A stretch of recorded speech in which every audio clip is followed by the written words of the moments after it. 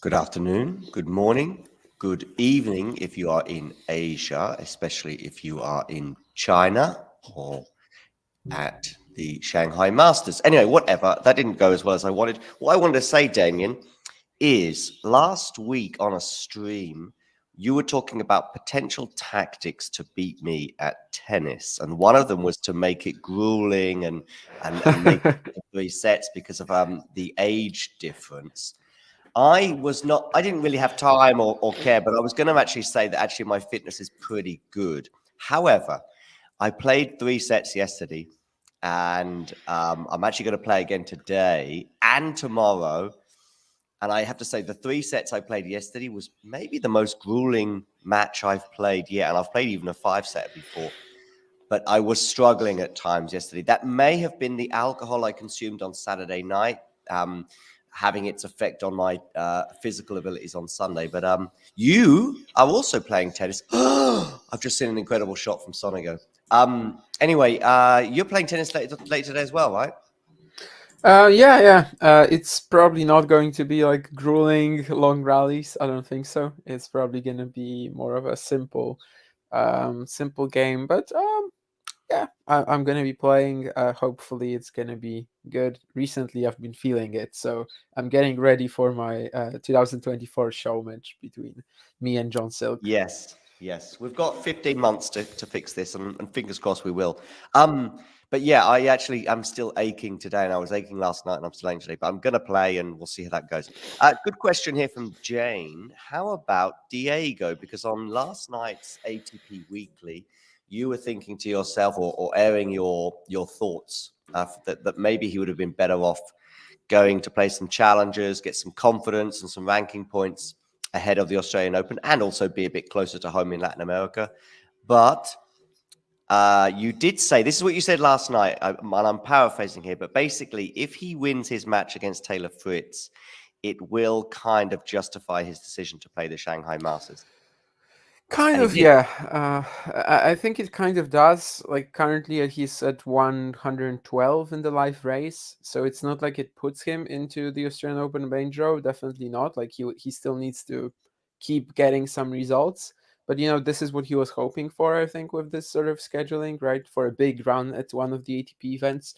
I guess the question sort of that we can pose here is also maybe Clay is actually sort of subpar for him at this stage compared to a slower. It's not slower here, but like the balls are pretty heavy. Like maybe this is actually where he's better off now because his baseline game has been like lacking the bite, for most of this season and probably the second half of 2022. Also, like this is less physical than Clay, and I know it sounds weird with Schwartzman, but it seems like he has had some sort of a physical drop off. So maybe Mhm. that's actually where he's better off. Who knows? I mean, we'll never know because you cannot really go for both scheduling routes. And as I said in the tweet that you're now showing, like it doesn't solve his problems. But one more round, and we can actually start talking about him making the Australian Open main draw. It would put him in like the top 100 in the ATP race. He wouldn't need all that much after that in order to get himself in there. Sorry, I was talking earlier about 112. That was his ATP ranking. I mean, in the race, he's like 108. But yeah, basically, one more win would really put him in contention. Would actually, I don't know if guarantee it. Probably not with 2 months left, but it would be fabulous. And obviously, with every round in a tournament, you get more and more points. So basically, for making the fourth round now, he gets 90, and for the quarterfinals he would double it, which is massive at this stage of his career, at this stage of his season. And also the good, I guess the good news for him is that he is not going to face, I don't know, Carlos Alcaraz in the fourth round. He is going to face Lorenzo Sonegor, Nicolas Jarry, so Mhm. it's very winnable. What does this say for Taylor Fritz? I mean, did you watch the match, by the way? Most of the third set. Okay. And tell us about Taylor Fritz and that 3rd set. I mean, he definitely was pretty awful in that 5 or 4 game when he was serving for the match. So you could say there was a bit of choking involved, but at the same time, 3-5 down in the tiebreak, he plays a couple of incredible points. Then Diego paints the line himself. Um, this was in general, I mean, just a pretty mediocre tournament from Fritz, I guess. Honestly, he should have lost to Watanuki in round two. He didn't. For a moment, it looked like he also will be losing. I mean, will be surviving here against Schwartzman, I guess, when he hit these two winners down the line, 3-5 down in the tiebreak. He didn't, but yeah, it's all really relative to your expectations. I do not expect all that much more from Taylor Fritz. I'm sorry. I do think Like he has peaked. career-wise, or this year, or what do you mean? Yeah, career wise, like I think he has more or less peaked.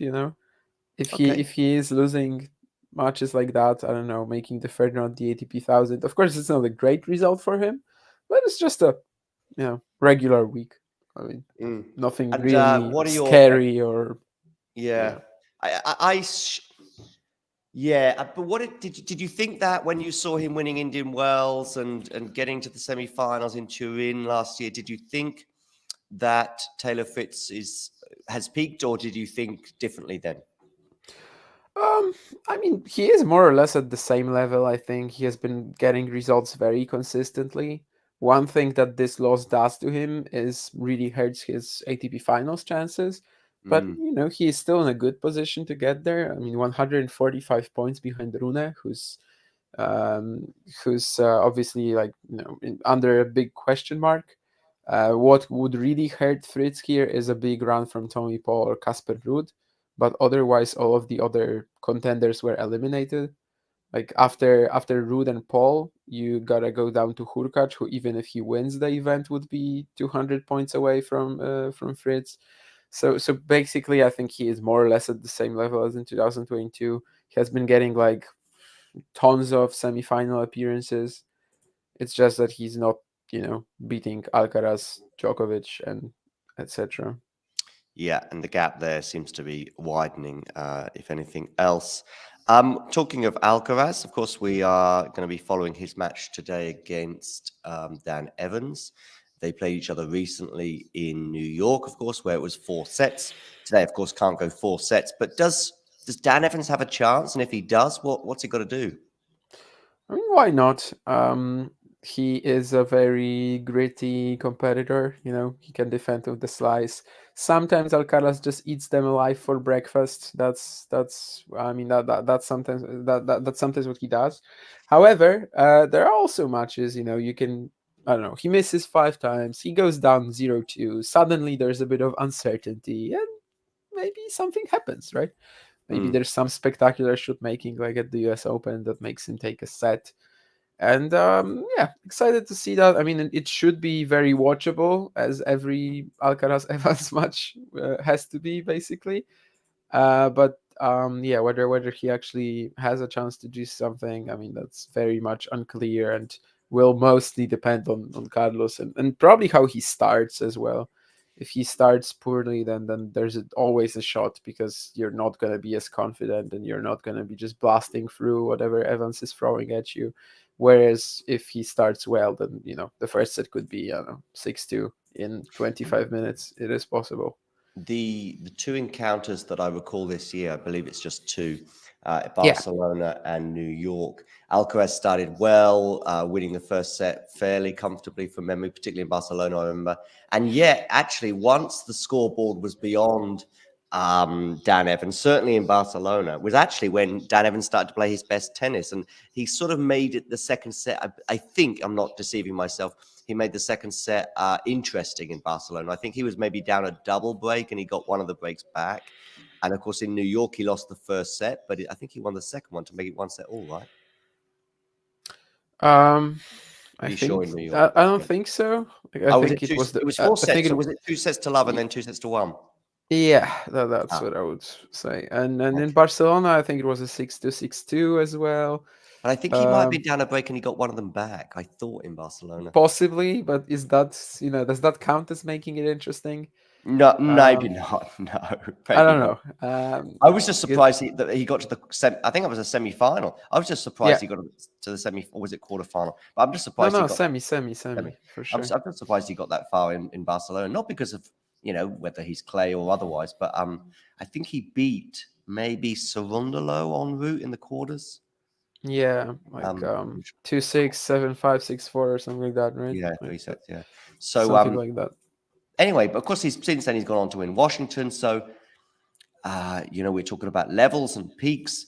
I think Dan Evans' age and what he's achieved. I think just winning ATP tour titles is an incredible achievement. And that 500 win I think he had in Washington was pretty impressive. I think he beat Taylor Fritz in the final there actually. Talon Greek sport. Talon Greek sport. Maybe who did Fritz? Did he beat Fritz in the semis? Somebody beat Fritz. Somebody always beat Possibly. Fritz. I mean, it's either Greek sport or Evans, but I cannot remember. And I was actually off by one game. Oh really? What was the score?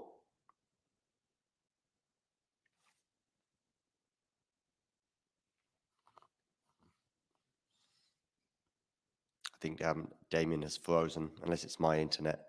But he was very close. By the way, Sonego and Nicholas Jarry are into a tiebreak right now. So I'm just going to have a quick look at this. Hi, Damien. I don't know if it's my internet or yours, but No, it's you're mine. off It's by one. mine. You're off by one game, were you? Yeah, it's mine. And I also said that Alcaraz beat Evans in Vienna 2021 as well. Ah. I'm actually got Sonego Jarry on right now because they're into a tiebreak where Jarry's already got a mini break advantage. And then we're still waiting for Alcaraz Evans to get underway. It's such a long break. I mean, it's over Yeah, 30 right. minutes, I think, by now. Yeah. I mean, because you tweeted almost 45 minutes ago. That Really? yeah. Well, Oh, it wow. was 37 minutes, but when I brought it up on the screen, Yeah. and that's been a good 3 or No, 4 minutes. it's actually 36 minutes right now. Oh, okay. 36 Twitter tells me. So yeah, must have been like 38 minutes probably ago that Schwartzman and Fritz finished, and we still don't see players on the court. I don't know what's taking so long. Curious. Yeah. Well, fortunately, we've got some tennis to talk about because we've got Sonego Jarry, which is still at 1-0 in the tiebreak on my screen at least. I did not put it on, to be honest. I'm kind of pleased you didn't, because if you did, you'd be about 2 points ahead of me. Now in the middle of a pretty cool valley right now. Maybe they are opening the roof. I don't know. What are you as a player? Are you a baseliner? Do you come to the net often? How's your net play? I mean, my net play is awful. However, like it's like sort of yeah, it's sort of imperative with my style that I should go to the net. I basically try to play like a +1 forehand attacking game. Lots of slices of the backhand since I have a one-hander. But actually, recently I've been feeling my down the line backhand for the first time in my life. I finally can control that shot in like any capacity. So basically, anytime I play, there's a couple for backhand down the line winners. And yeah, I basically try to be very aggressive after my serve. I mean, that's maybe the basics of it. Never give up ground, play off the baseline, have volleys. And yeah, I mean, we'll see. It works out sometimes. If I had a bigger serve, that would be really, really good for my Me play style. too. Yeah, And me too. Because that would give me the option of at least coming to. Let's just say I had a really good big first serve, even if it wasn't consistent, but just occasionally. Then I wouldn't mind coming into the net, because I don't mind the net, despite 1 meter 76. I'm all right with it, as long as I've got a decent approach shot. But in a way, your serve acts as an approach shot if you're going to do serve and volley. So if you you don't have can, any yeah. kind of serve, you can't. Oh, that's a Yeah, horrible. and also like for me personally, if I want to play a +1 forehand attacking style, like this is the shot, getting the first forehand after the serve is the shot that I'm sort of basing all of everything on. Then I actually have to get a serve in that will allow me that sort of Yeah, definitely. ability. And on the second serve, I'm sort of at the mercy of my opponent, I think. Yeah. Whereas, on the first, sometimes I will get what I want. Yep, my second serve exactly the same. The mercy of my opponent, and if they make a huge error on that second serve, that's good. If they don't punish me as much as I should be punished, I would take that basically. If you said to me, John, what do you want to do? What do you want to take? I'd just say, look, if they don't punish me as much as they should off this second serve, and just so I'm in the rally, just get in the rally, and then we're away. And that does often happen. Yeah. Oh, and Terry is probably right with the fact that they're changing day session tonight, and that takes so long. Okay, having to clear the stadium. Okay. Yeah. Well, we've got Sonego Zhao on at the moment. I've got it at 2-all, and in fact, it's now 3-2 to Sonego with a mini break advantage because Zhao's put a forehand return along. Yeah, so that's it really. But the serve, I think, is the most difficult thing to teach, and maybe even the most difficult thing to improve. I don't know. I mean, if you just gave someone with a weak backhand, for example, backhand down the line, just keep practicing. Hit 1,000 backhands, and you should get better. 1,000 serves, I'm not so sure. I think you would, but the problem is that no one really practices the serve at like the amateur level because it's boring. Like Yeah. you're not just gonna go to the court and hit 1,000 serves. You're Right. basically gonna take your partner to the court and you're gonna play a match. That's how most Yeah, yeah, amateur yeah, players operate. That's how we operate. yeah. And while playing or like while warming up, you're actually gonna practice your forehand backhand quite a lot.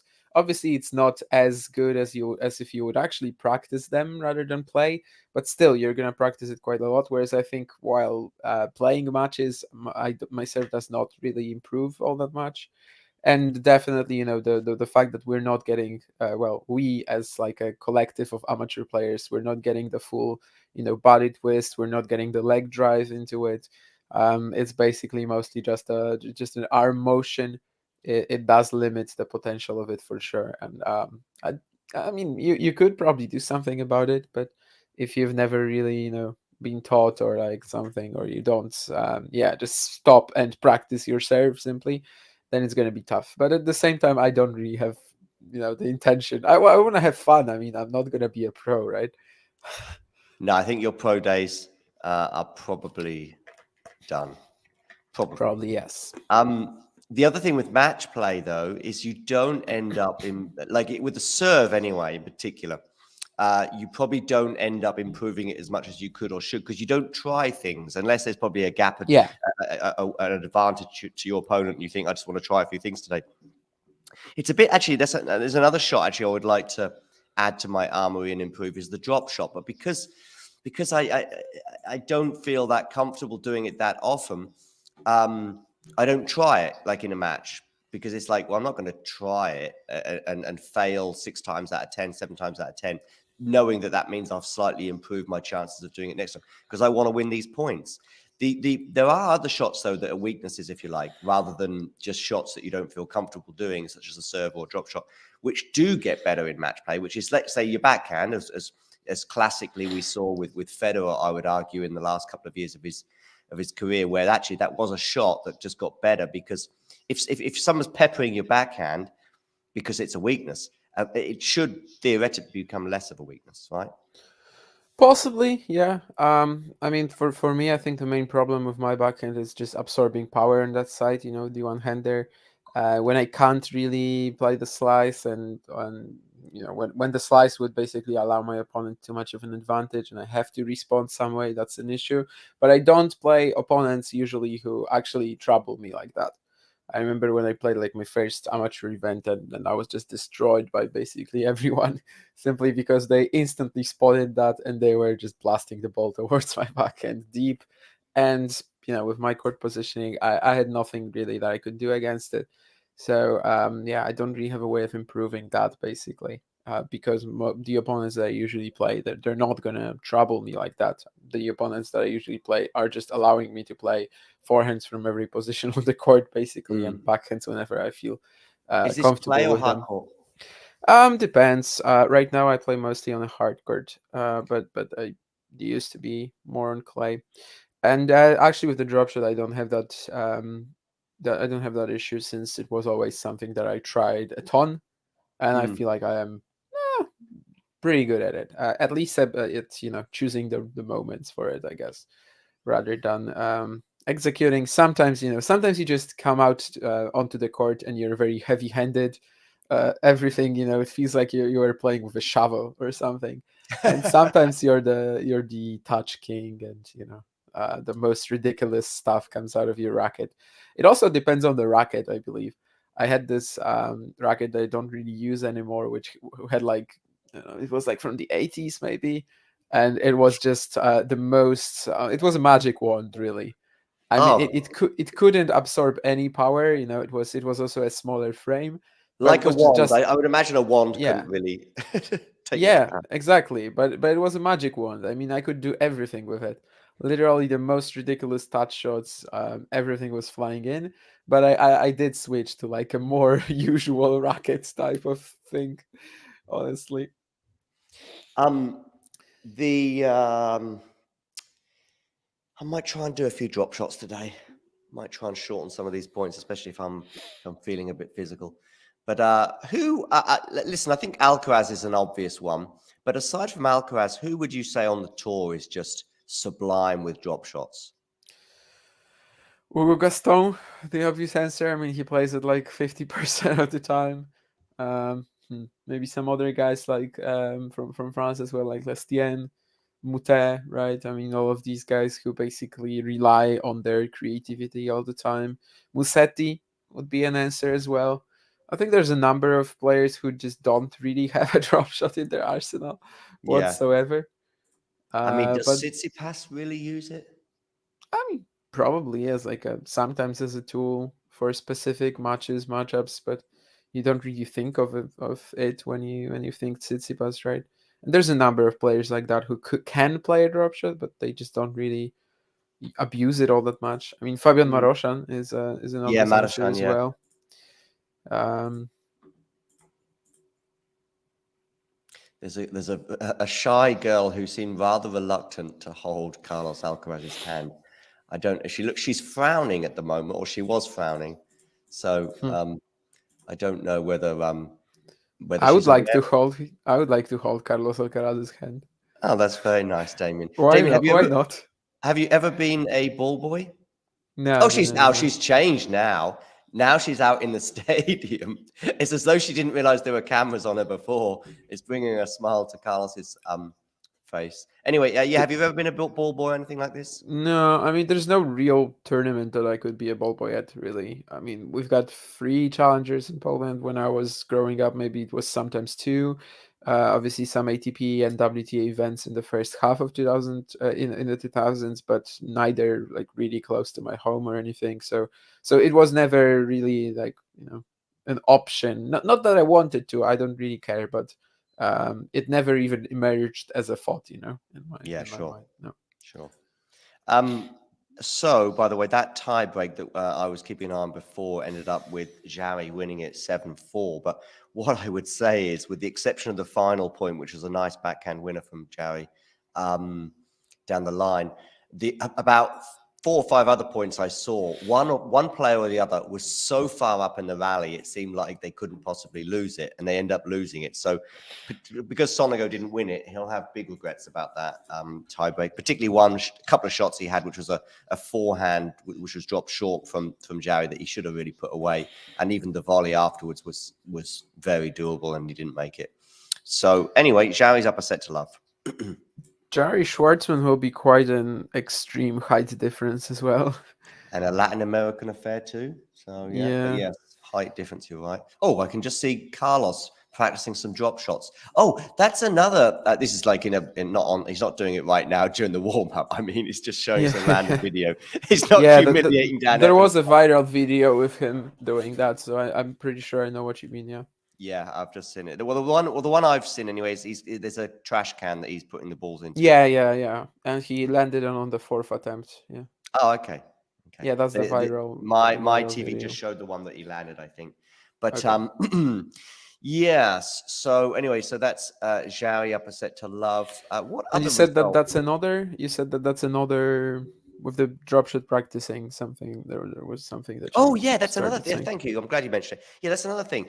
When if you have practice sessions, if you have lessons, if you're with a coach or some, there are certain shots that are rarely practiced, even amongst Yeah. intermediate and the drop shot is one. I think I've never done a drop shot session. I would love to, but I've never Honestly, actually done it. I feel like among the pros, it's not going to be practiced too much. There is a video out there. There is a video out there of Patrick Mouratoglou and Holger Rune practicing drop shots, and it's one of the better training or practice videos out there, I would suggest. I mean, Um, if they like want to introduce it into their repertoire more, they probably do it. But I don't think it's done on like a regular basis, right? For most players, I cannot really imagine, most players using, let's say, 5 minutes of their practice time every day to practice drop shots. Like it's probably a once a month type of deal. I don't know. I'm yeah, mostly guessing here, but at the same time, there are players like I think Francis Tiafoe has said in the past that he doesn't really practice his return, for example. that's another shot that's Federer didn't rarely used to do practiced. that Yeah, all that much, right? I I mean, mean you the return is dependent on your opponent. So yeah. So at like your at an amateur level, I think if your opponent is practicing serves, then you can practice your return at the same time, and that's obviously what players do in warm ups all the time. Like that's one of the drills that in warm ups at events they just do 100% of the time, where someone is serving and you're just returning, and that's the end of the point.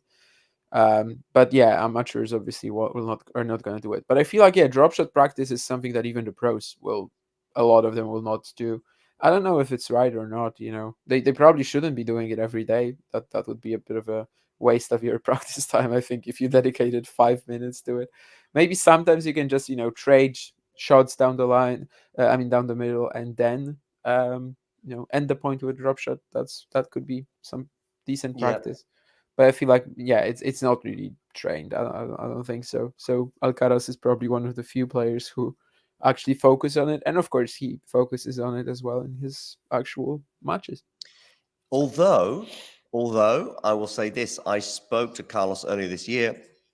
And actually, we spoke about the drop shot. I say we spoke about the drop shot. It sounds like I was part of the conversation, but no, I asked him about the drop shot and whether, and he just said actually, No, no, imagine Carlos asking me. yeah, I'm just laughing at the idea of him sort of running something by you.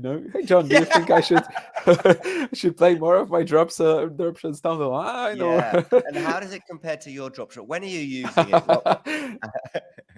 Anyway, Dan Evans has won the first point, which is good news for him.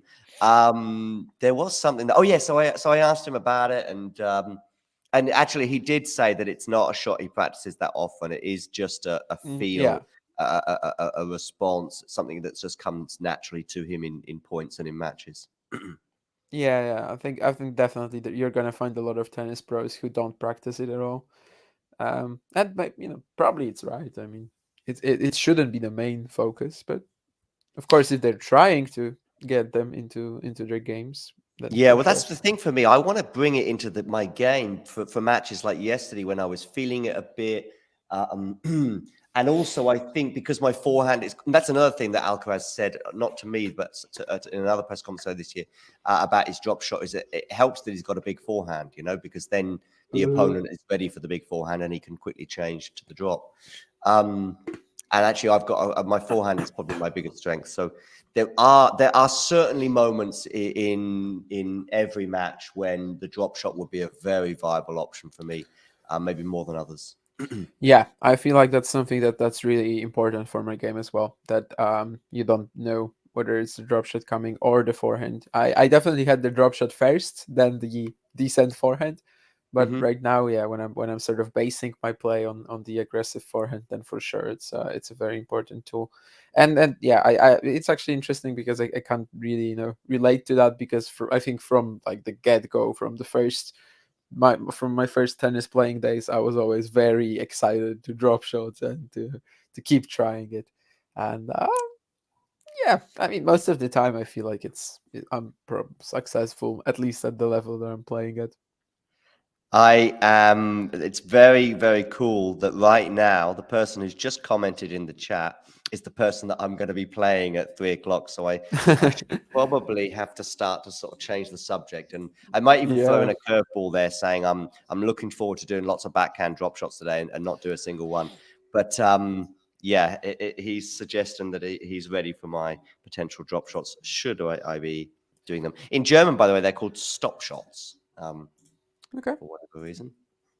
I guess there's a stop volley, right? That's Yeah. also in English. Yep. So, but you would never call it stop shot in English. Yeah. Down the line as well, they'd say long line, so to hit long line shots. Long line. Long line, yeah. Hmm. Yeah, there we go. Oh, hello. Nurlan has decided to join us. Nurlan, give us a prediction for this Carlos Alcaraz Dan Evans match. Looking forward to Nurdan that. likes outrageous predictions, so I wonder if there's gonna be an Evans win in there. I mean, he is 2 breakpoints down already, so Yeah, he does like outrageous predictions, but sometimes, like I think he just said Alcaraz straight sets against Novak in Cincinnati. And of course, he wasn't far away because Alcaraz was 4 yeah. 2 up in the second set. But then we didn't hear from Nerland for a few days after that because when he gets these outrageous predictions wrong, he just sort of disappears for a few days and hopes that we've forgotten. But I still remember Cincinnati, and that was 2.5 months ago, I think, or 2 months ago. Maybe Ghosty just did some sort of a very outrageous prediction, and that's why he's gone now. Maybe, yeah, And I maybe. actually had a dream. I think it was a dream because I seem to remember Ghosty replying to a chat message. I mean, replying in the chat like 2 days ago, and then you said that you hadn't heard from him in like 2 months, and that's when I realized that it actually must have been a dream. I really did have a dream where Ghosty was in the chat. I actually did have it. It was either last night or the night before. But Yeah. I remember as we were beginning this stream, thinking about because I remember the process because I wanted to check. I saw the word ghost, and I wanted to just check. There can't be another ghost out there. But yeah, it was Ghost of Gerolitis that was in the chat in my dream.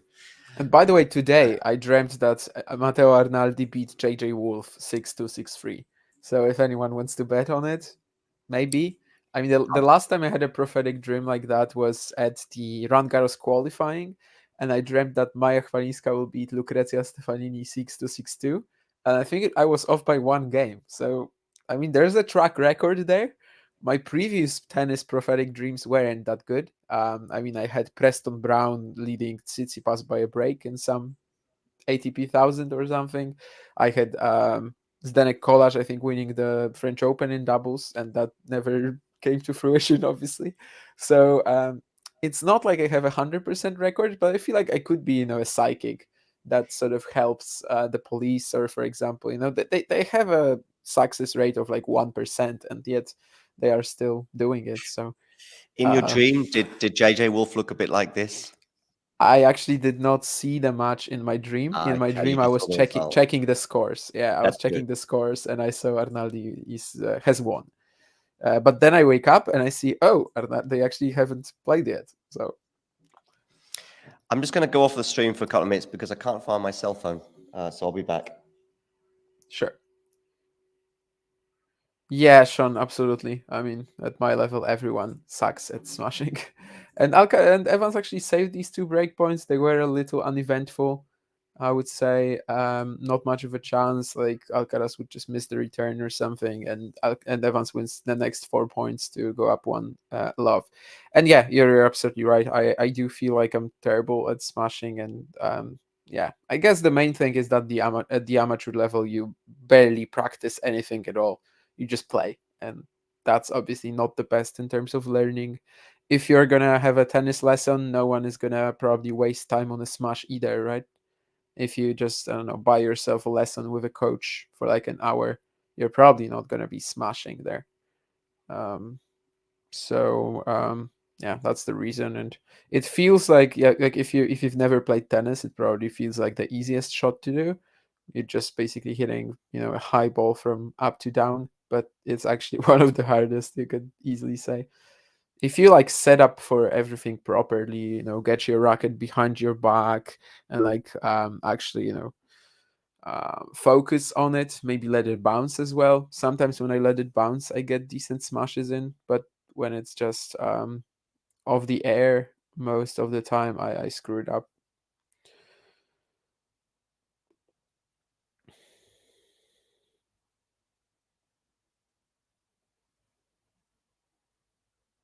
Ooh, interesting idea there from Evans, trying to run around this second serve from Alcaraz, slam the forehand return. It doesn't work out, but he had a lot of good energy there, trying to put some pressure on Carlos early, and of course, saving these 2 breakpoints in the first game is something that will majorly help him now in achieving that potentially. But yeah, he cannot be making neutral rally slice errors like this. Obviously, that's a shot that is generally played in a very safe way, and you cannot really be missing it if you want to win matches, especially against Carlos Alcaraz. But it's just the first, or one of the first he's hit this match, so probably he's gonna get into the rhythm pretty soon.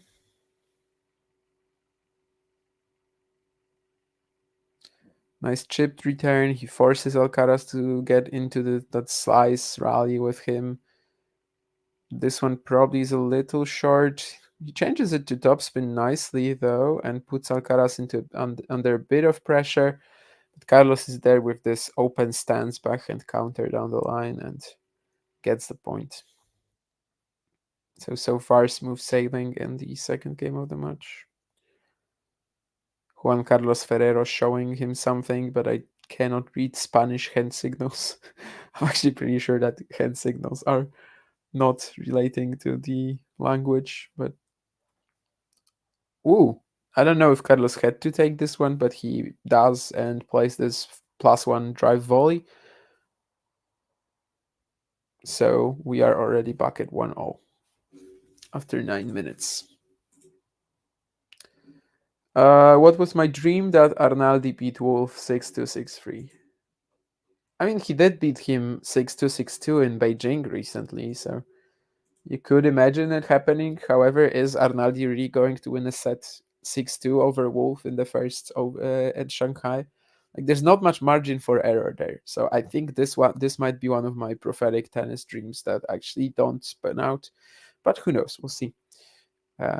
That one recently about Farinska and Stefanini was really good. Like I really thought it might go in, and I regretted not betting on it because Farinska was actually not even the favorite to win that match. But I'm not gonna bet on my prophetic tennis dream of Wolf Arnaldi. No, I think I'll rather stay and have my money in the pocket rather than risk it on something like that. I think Der Matteo is actually a slight favorite. Nice serve from Dan Evans. Alcaraz still looking at the ground, trying to see if there's a mark, but he he realizes that he lost this point. And Jari is up a set and a break against Sonego. He was actually, I think, 3-0 down in the head-to-head against the Italian. Oh, actually, 2-0, sorry. And one of these losses was just last month when they played at the Davis Cup World Group stuff. But then, of course, it's not as bad as it seems, since that Davis Cup match was really, really tight. And it seems like today he should be beating Sonego and playing Diego Schwartzman, whom he also took down for the first time this year in Santiago. Very long, tough match, which eventually, of course, led Jari to getting his second professional title and then his third professional title, I guess, in May. But maybe he would have gotten that regardless. Who knows? Poor miss from Evans, but he's still 30-15 up, so not much damage yet. Carlos attacks the backhand though, and there's a stunning pass from Evans. He should be winning this point, and he eventually is. Maybe he took a couple more shots than needed, but that backhand down the line pass, topspin, topspin backhand, not slice, was really good, and then like won him the point. And that was the shot that managed to turn this point around. And eventually he caps it off with this passing shot and volley combination. So 2 game points, Evans.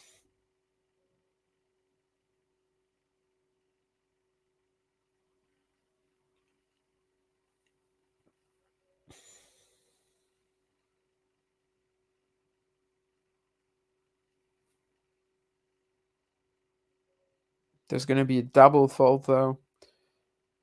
So the next point will be quite crucial. We'll see whether he is going to let Alcaraz back into this game at all or not.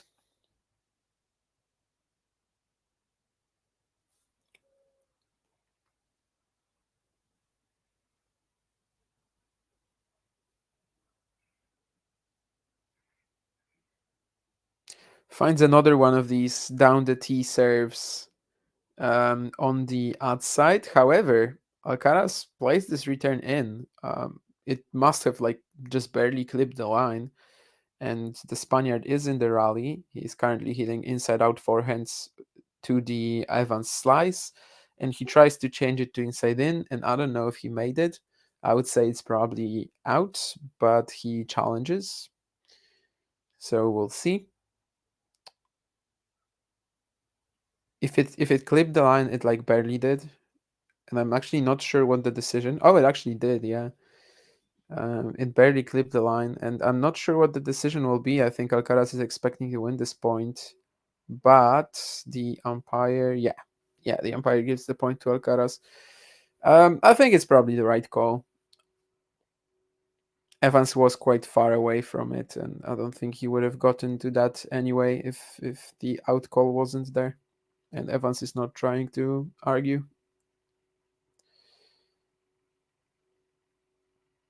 +1 forehand from Evans, but Alcaraz is back with a lob. It's probably too short though. Well, he gets another smash back in. No, this one will land out.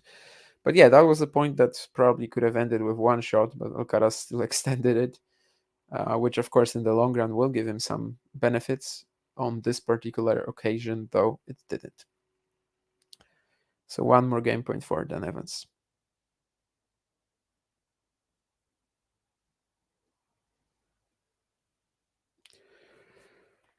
And I guess the previous point is sort of representative of what happens in this matchup when Alcaraz is hitting the inside out forehands to the backhand slice of Evans, right? He eventually can switch to inside in and doesn't really have any pressure on himself most of the time in these rallies.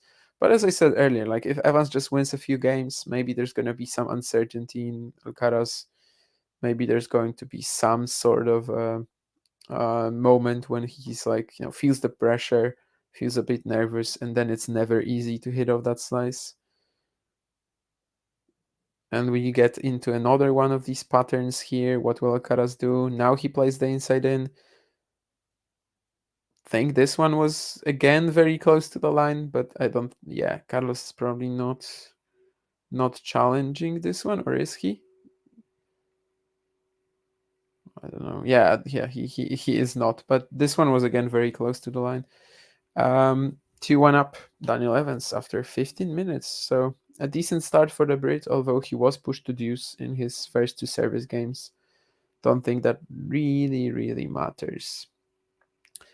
Line judges here are bad, says Terry. Yeah, I've seen a lot of weird stuff in Shanghai this week regarding the line umpiring, but that's one of the few, I guess, big events that still uses line umpires, right? Do you think if Joker has 26 slams end of next year, he can reach 30 slam titles before he retires? Um, I honestly have to check how many he has right now. Is it 23 or 24? Because I got lost. I think it's 24, right? Yeah, 24. So 26 by the end of next year. No, that's probably not enough. I don't think so. I think if he only gets two next year, and by only, of course, I mean let's say if he gets two, because we are talking about a 30 slam mark. If he gets two and he's 37 by the time he enters the 2025 season, right? Because right now he's 36. I don't think it's possible now. I don't think he's going to win four slams after that.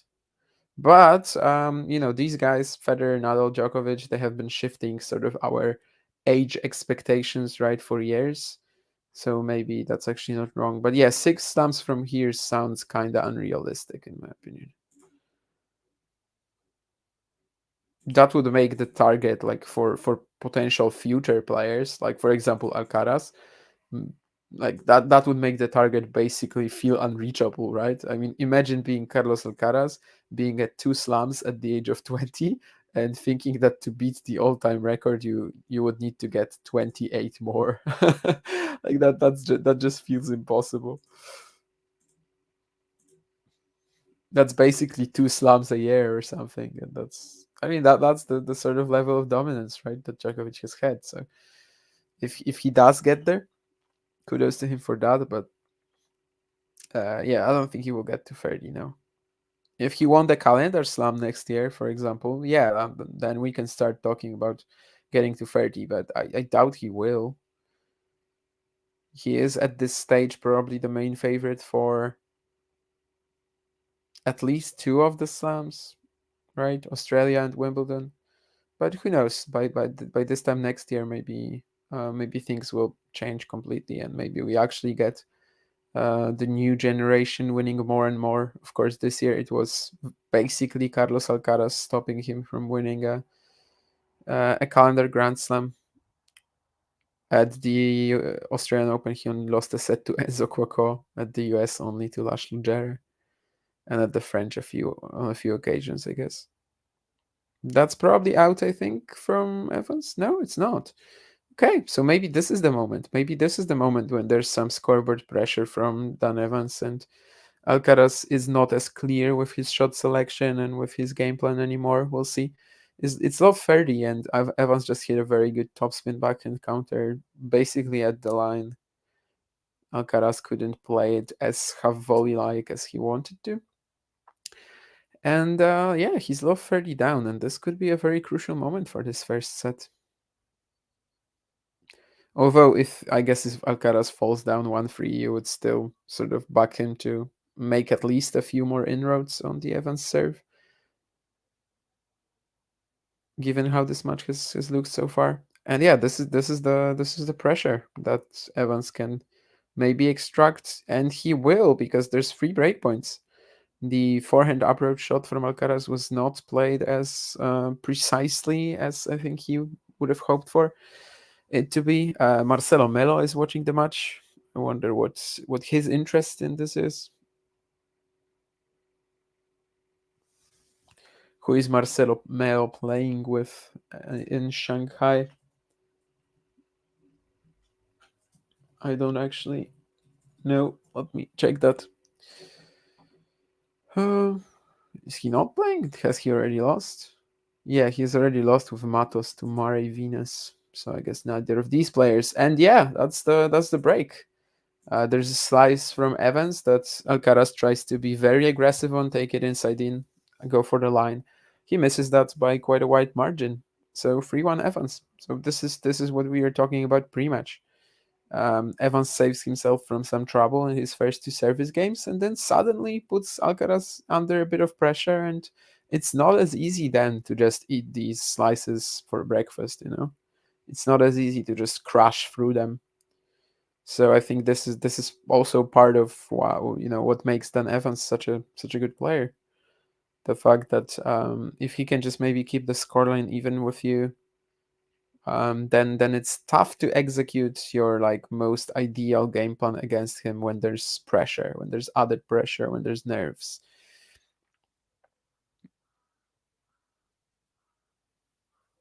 Because it just takes so much IQ as well, and also the footwork. It can really be tricky to play someone like that. Now Alcaraz plays a great point, but is the volley in? I would say it's probably out. I think Evans wants to challenge it, but who knows? He played this point perfectly, but maybe the finishing touch was a bit out. We'll see. Yeah, it is out indeed. So 15 love Evans did everything right in this rally, Alcaraz, other than the put away volley, which, it wasn't poor. It was almost in, but probably he didn't need to go for the line there with Evans stretched to his backhand corner and not even attempting to run for it. Big serve from Evans, so 3-1 Freddie Love.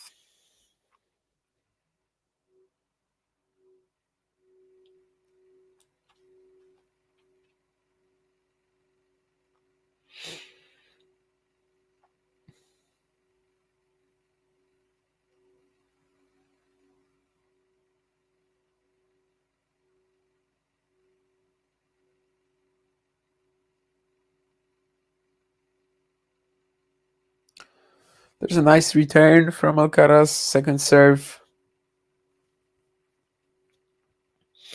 Going hard at the Evans backhand corner and not getting the response that you would usually expect from that side.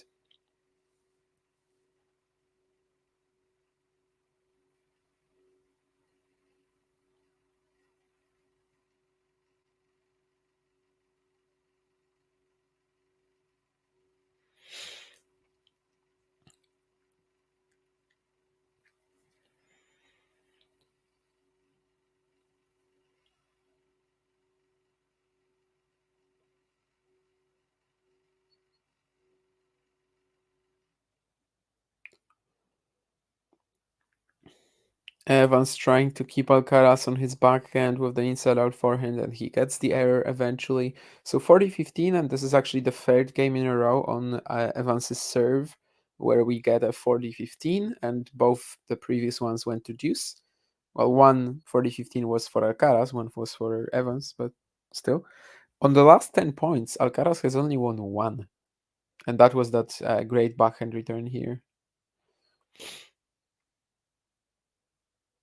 That's a let, probably.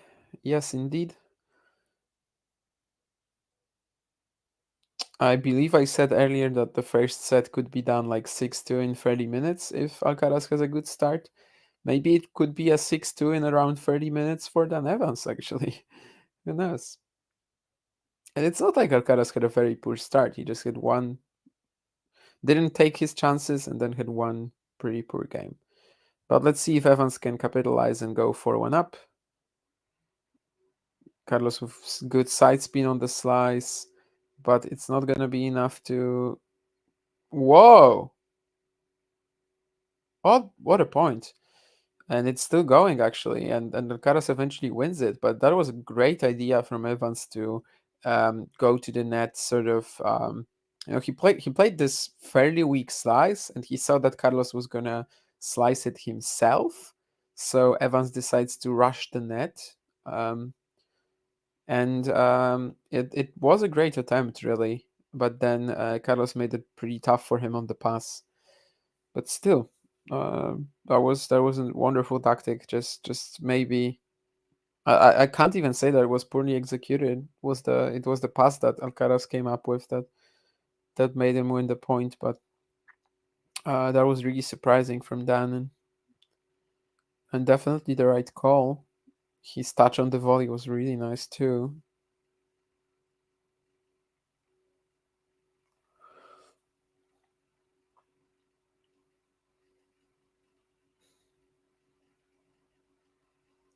And will he finally get an easy game on his serve? The answer is he will not, as he can't slice another backhand return from Alcaraz. But this one was not as aggressive. This one is just on Dan. So for the third game in a row, despite having on the Evans serve, I mean, we are getting a deuce.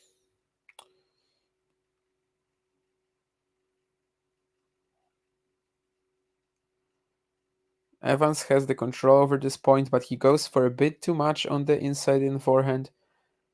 And Alcaraz will get his third breakpoint of the match in the in the opening game of this encounter. He did have two breakpoints, but did not capitalize on them.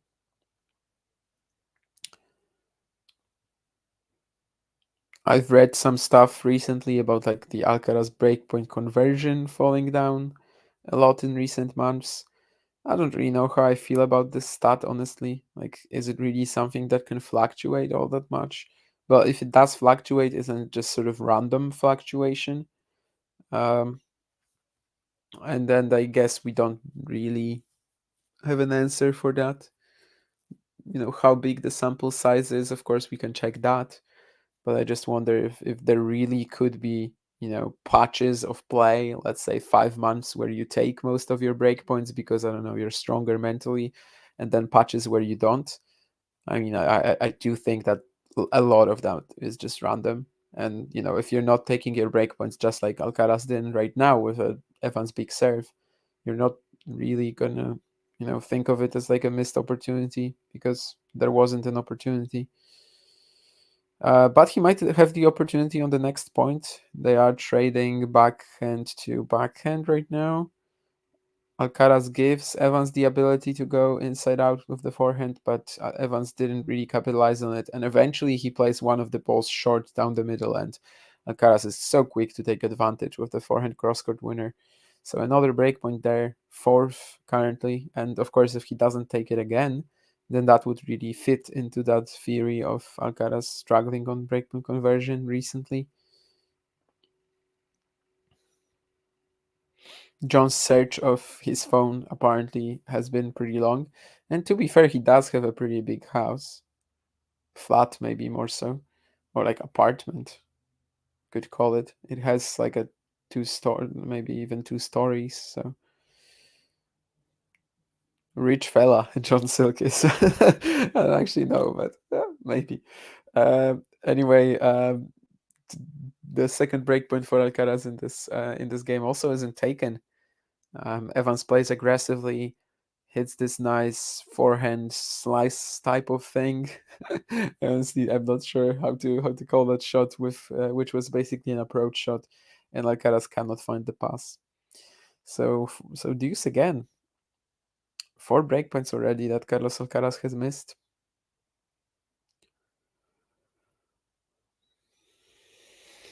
Evans is gonna challenge his first serve. It seems. I don't actually know if it was in. I think it was pretty close, but my gut would be out, but we'll see. It is out indeed. So it's going to be a second serve for Alcaraz to look at and potentially generate another breakpoint opportunity. He does play a very deep backhand return, and there's the drop shot, but it's probably not. Yeah, it wasn't really sharp enough, but I think he still would have expected to win the point. Evans tried to play like through the net, and in this cat and mouse sort of play, Alcaraz actually nets his next shot, which usually you don't see from him, I guess. But it was a pretty tough one. He had to like slice it down the line while being pretty much 90 degrees to the to the net, and also through the highest point of the net. So 9 minutes already in this game, and Evans has a game point.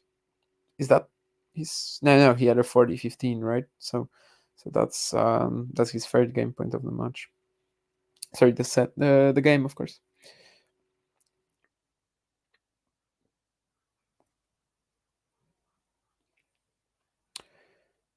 Karas has the initiative in this point, but is he gonna be able to do anything with it? Has Evans on the move. The low dipping passes from Evans are pretty good though, but eventually Alcaraz finds this volley, and Dan just falls into the net. He's laughing about it. Carlos also came up to him and sort of touched him on the back.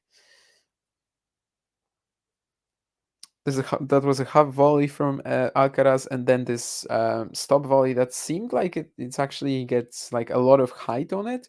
However, it bounced very, very close to the net, and it was basically well, I don't think it was impossible for Evans to not to touch the net. I think he sort of tried to um, stabilize himself with his racket, but then he actually fell over.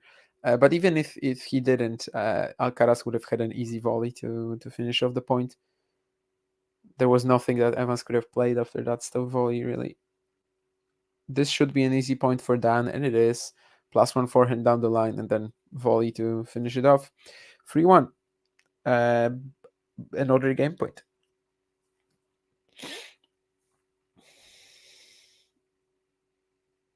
Yeah, that's the sort of ideal point that Dan wants to play, I think.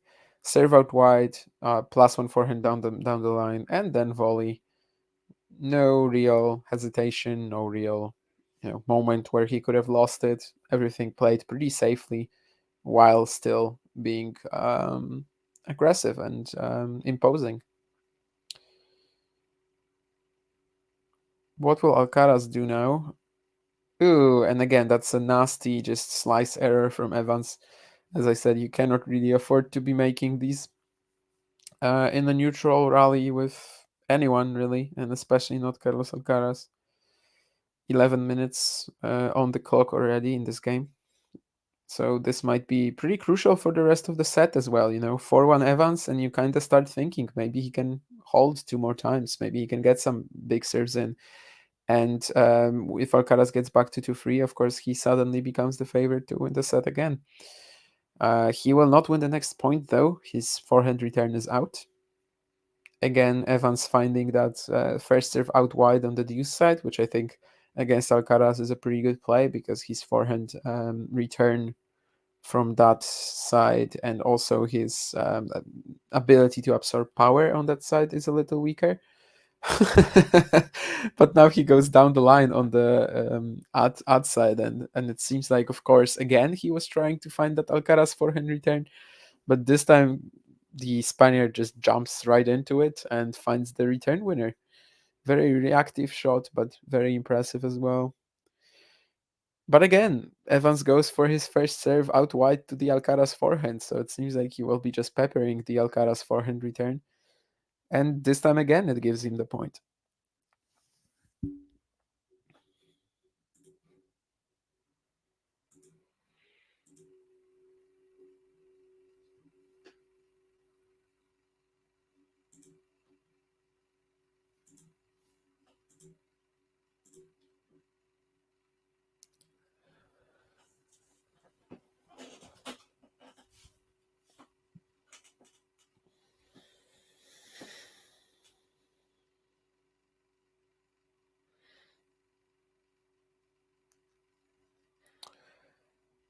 One more breakpoint for Evans, and again he messes up a neutral slice. So part of why he is still stuck in this game is definitely his own wrongdoing. 34 points on serve played so far for Dan Evans and 8 for Alcaraz. That's pretty hilarious. Both games that Alcaraz played were to love. One won by him, one won by Evans. And also on the Evans serve, everything has gone deuce. And of course, right now we are watching like a mammoth marathon service game for Dan, which again, as I said, I mean, it could really turn the set around for Alcaraz and could also just maybe end it for Evans. Although with how he's been struggling, you never really know that. Ooh, yeah, Dan could have maybe been more, less tentative with the +1 forehand there, but he eventually tries to go down the line after like a short slice from Alcaraz. Pretty tough ball, like pretty uncomfortable. I don't think it was the ideal contact point for Evans, and he misses it down the line. And there's another breakpoint, number 5 in the match, number 3 in the game. This time it's a serve to the backhand side of Alcaraz, and he does not make the return. 36 minutes already, and we're still in the 5th game. 15 minutes on the clock in this very game just before the next point starts. And it's actually not, Evans isn't one of these players who like extend time, right? I mean, he actually is a pretty quick server, I think so. Again, there's a return. There's a serve to the Alcaraz forehand, which he barely makes. I mean, the return was on the line, I believe. That he gets a good ball out of it, approaches the net, and Evans tries to go down the line with the backhand topspin, and he doesn't make it. Anytime Evans goes for like a backhand pass down the line, I tend to say that he also hit a topspin shot because, well, it's Dan Evans, and 90% of the time he's hitting a backhand slice, right? So it has to be mentioned, I think. And there's another good serve down the tee on the outside. So again, trying to find that Alcaraz forehand return, and it's worth it. Although I think it wasn't a particular issue with the Spaniard here. I mean, it was just a really good serve. So another breakpoint it has been saved. Oh, and that's a horrific miss from Evans. I mean, first thing is that I think the serve might have been out, but then he has a serve and volley. Backhand overhead volleys obviously are pretty tough, but yeah, it just never should have been out from Evans here. So there's a 4th breakpoint, I think, in this game, or is it 5th already? No, I think it might be 5th, right?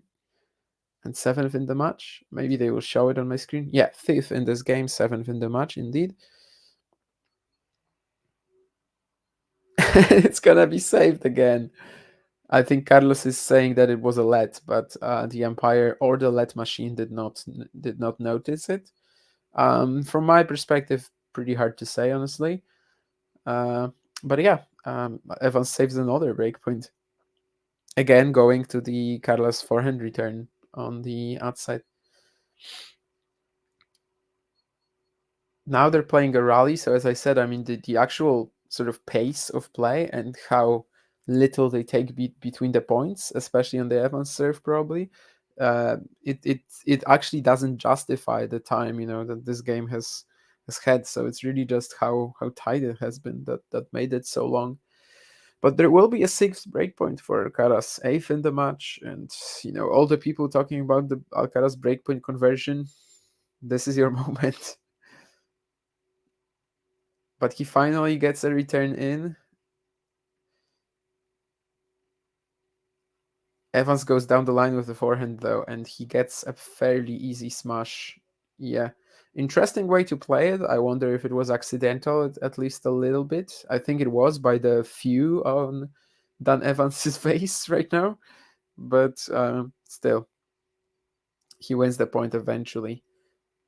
Maybe a little bit too safe with a couple of these shots in the rally. Alcaraz, he was also 2 meters behind the baseline for the whole point, and Evans eventually steps into the court for the forehand down the line and wins it on the smash, which I don't think was super clean, but it didn't need to be. And again, the serve to the Alcaraz forehand return is giving Evans the point. And this has been a real issue in this game, with so many points where Alcaraz doesn't make that shot out wide on the deuce side and to the down the tee on the outside. Evans was going for another one of these, but he doesn't make it, so it's a second serve.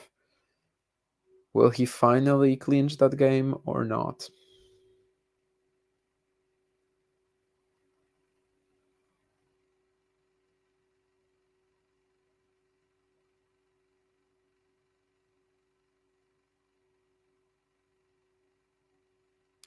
He will, as Alcaraz makes a backhand cross court unforced error. 4-1 up, Dan Evans after like 20 minutes of action. Actually, 19 minutes and 10 seconds, they show me. Probably one of the shortest games that we've seen in tennis was, I think, Federer in Shanghai at 47 seconds. And the reason why I'm mentioning this because it was also in Shanghai. And the funny thing is that we have a 19 minutes 10 seconds game here. It's like Ronaldo and Messi in football with their records. Yeah, I guess in football it's just so much more complicated, right? Because it's always you're playing for a team. Basically, maybe you could go for some goal related records like goal tally, but you're always playing for a team, so you're not really responsible for yourself. So like there's also a number of different records I think that you can catch, whereas in tennis it's basically the slams, right? Obviously there are a lot of weak set number one ATP titles, but there's one that is really so much more important. And but yeah, I mean, if you're just starting out and you're like a very hot prospect who wants to be the best, obviously you don't wanna like that. That's something that you don't want to see Djokovic at 30, and it might seem unreachable.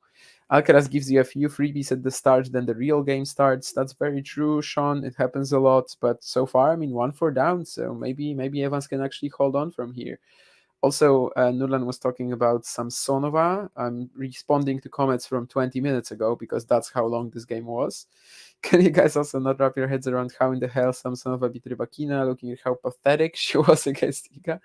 I mean, Iga did have to play like a pretty sound match tactically, but yeah, Samsonova obviously not at her best in that final. She was basically just throwing everything out. But that's the case with Samsonova, right? And players like that. I mean, sometimes you're just gonna see them have a terrible day at the office, and there's nothing you can do about it with that sort of style and lack of a B game. Um, I do think Iga was really solid and played the opponent well, and in terms of just the tactics for this particular match and for how Samsonova was playing, she didn't fight fire with fire like she did against Kudermetova or Ostapenko. But yeah, was it a phenomenal performance from Świątek? I think she's had better at these at the Beijing event. Although in general, Beijing was a very strong title for her. Like I honestly think that was maybe even her best week of the year. I don't know. It's possible. But yeah, it was a very strong display as a whole. But yeah, that zero unforced errors stat. Well, first of all, I don't think it was true. I think there were at least two, with two more being sort of 50-50. But at the same time, she just had two winners according to the official stat sheet, right? And zero errors. So that also kind of tells you, well, there's not much space to hit unforced errors when Ludmila Samsonova is playing like this and sort of dictating all of the points. I mean, absolutely, Sean, you're right that Evans enjoys playing Alcaraz. You could see it. You could see it at the U.S. Open, as you're right. I mean, I think I even tweeted about it at the U.S. Open that you could see that both players really enjoyed that match, and it makes sense, right? They are both spectacular shot makers.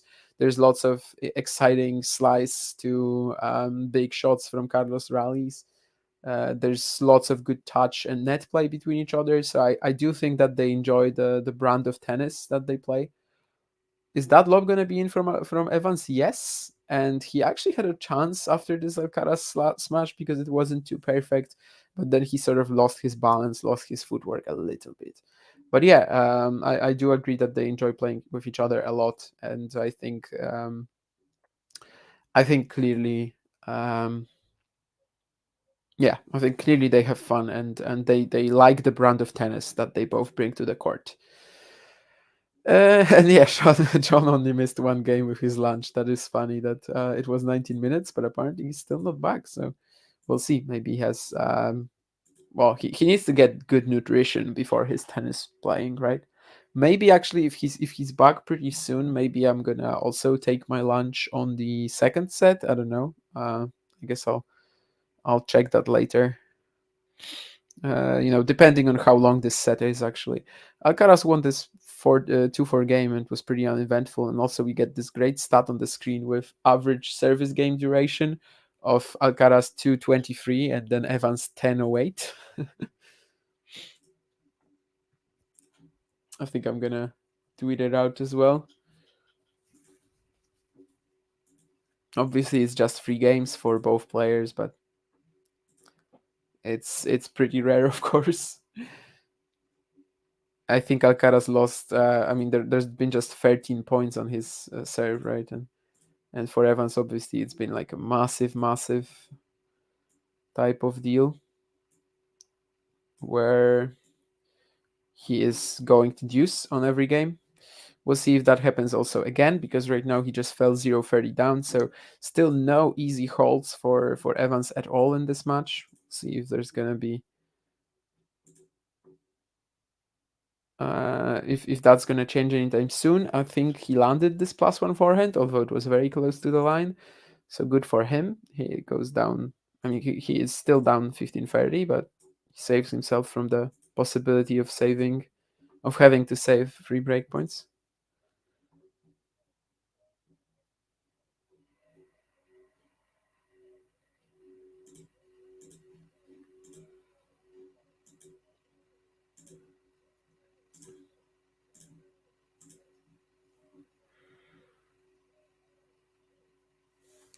Second serve from Evans. So once again, a very clear target for Alcaraz in terms of what he should try to do here.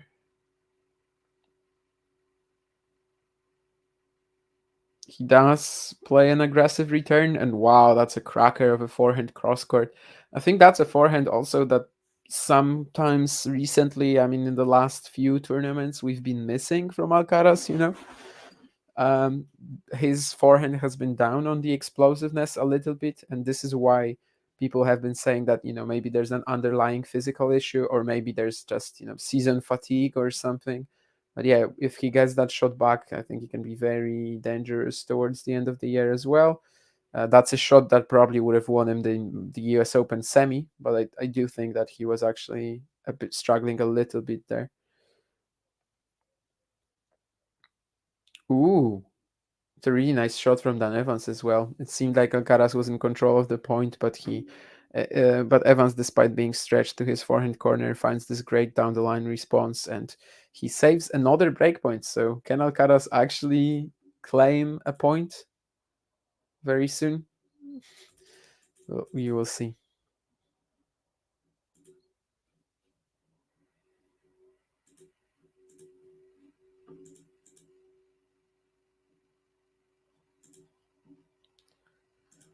And Matteo Arnaldi will start the match on serve against JJ Wolf very soon. So we'll see if my prophetic dream will actually be prophetic. Because I don't know, does it still count as a prophetic dream if it doesn't pan out? Maybe then you're just on drugs. Okay, Alcaraz is in the rally. There's a net cord, which should help him, I think. Has it? It probably has, yes. And that lob from Dan Evans is going to be out. So Alcaraz finally takes a break point. Was it like the what? The 10th? The 9th? In the match? I think so. So he is back to level terms. Yeah, 10th of the match. And, as I said earlier, I mean, if Alcaraz is back at sort of level terms here, he probably is going to be the favorite to win the set again.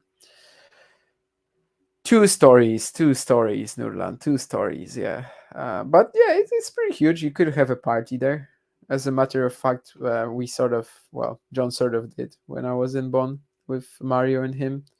It was like a before party, more so rather than an actual party. But for me, it was basically a party since I wasn't going out later. But yeah, I woke up at 7 a.m. on John's couch, or 6 a.m., and the tennis was already going in Melbourne. So, as you probably can imagine, I did have fun. When you wake up at 7 a.m. and you don't even know where you are for a moment, you have to sort of realize where am I and what I was doing before falling asleep. What was I doing before falling asleep? That means you had fun. What have I missed, Damien? I heard there was a pre-drinks. We had a pre-drinks thing, didn't we, one night? Maybe your lunch Exactly, yeah. or lunch. That's what I said, yeah. Oh, I see. Nerlan is fanning the flames. What have I missed? Because of course we had that epic. Oh, by the way, I found my phone, but then I decided to get some lunch. Then I decided to get ready for the tennis that I'll be partaking in rather than watching shortly. But yeah, of course we've got the break back, but we had that epic game, and I heard you talking about the breakpoint conversion, and I know what you mean, and that it could be just random, like you can create great, break points in very majestic manners, and then suddenly you just come up against a big serve. What are you going to do? But I do think if there's a huge body of evidence, if it's over like 6 months or something like that, then maybe you can point to it. And maybe even Carlos is aware of it. So maybe in that game, maybe even Carlos is thinking, and my coach has told me about my inability to break on break points, and now I'm squandering 5 chances. By the way, I mean this is unrelated, but I was just thinking about it because you said pre-drinks party. So there's no like antonym of after party in English, right? Antonym of after party, as in like the opposite of after party. Yeah. What would be the opposite of an after party? An after, a before chill. Yeah, something like that. So basically, there's no word like that, because in Polish we actually use the word before.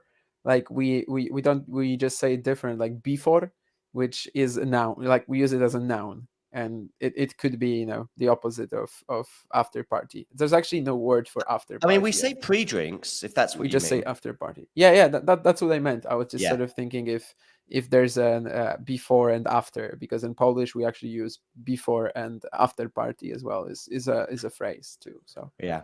I mean, after party as well is a much used term, but I wonder if the concept has faded a bit in recent years, in that most European countries, the after party thing in the UK may have existed when the pubs closed at 11 p.m. Or I remember being in, I think it was Guatemala about 15 years ago, and there was lots of after parties because, again, there was restrictions on alcohol sales after a certain time. And so this became a popular thing for people to make money, but also kind of do it in their houses, if you like. So you'd have just Yeah, yeah. some random dude who had a fairly sizable house with nothing too much damageable in it, and they would charge you, €1 a beer or something. But everyone would convene on these, I guess, illegal locations. Even if you were just a tourist like myself, really, I was there just for 6 weeks. Dad Evans looks like he's choked. He looks like I did yesterday after some of these points. The problem for me yesterday, by the way, is I was feeling this at the end of the first set and throughout the second.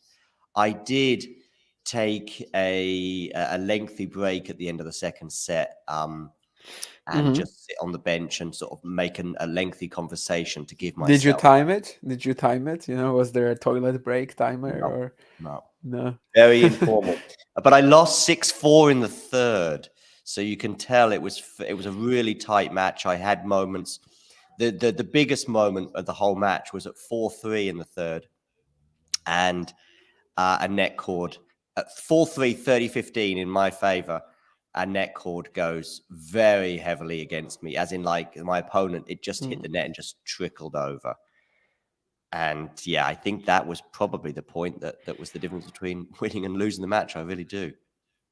Reminds me of Roman Safiullin playing against Denis Yevseyev in the final at Nur Sultan last year, where I think Safiullin broke back for 4-all in the third with just an outrageous net cord.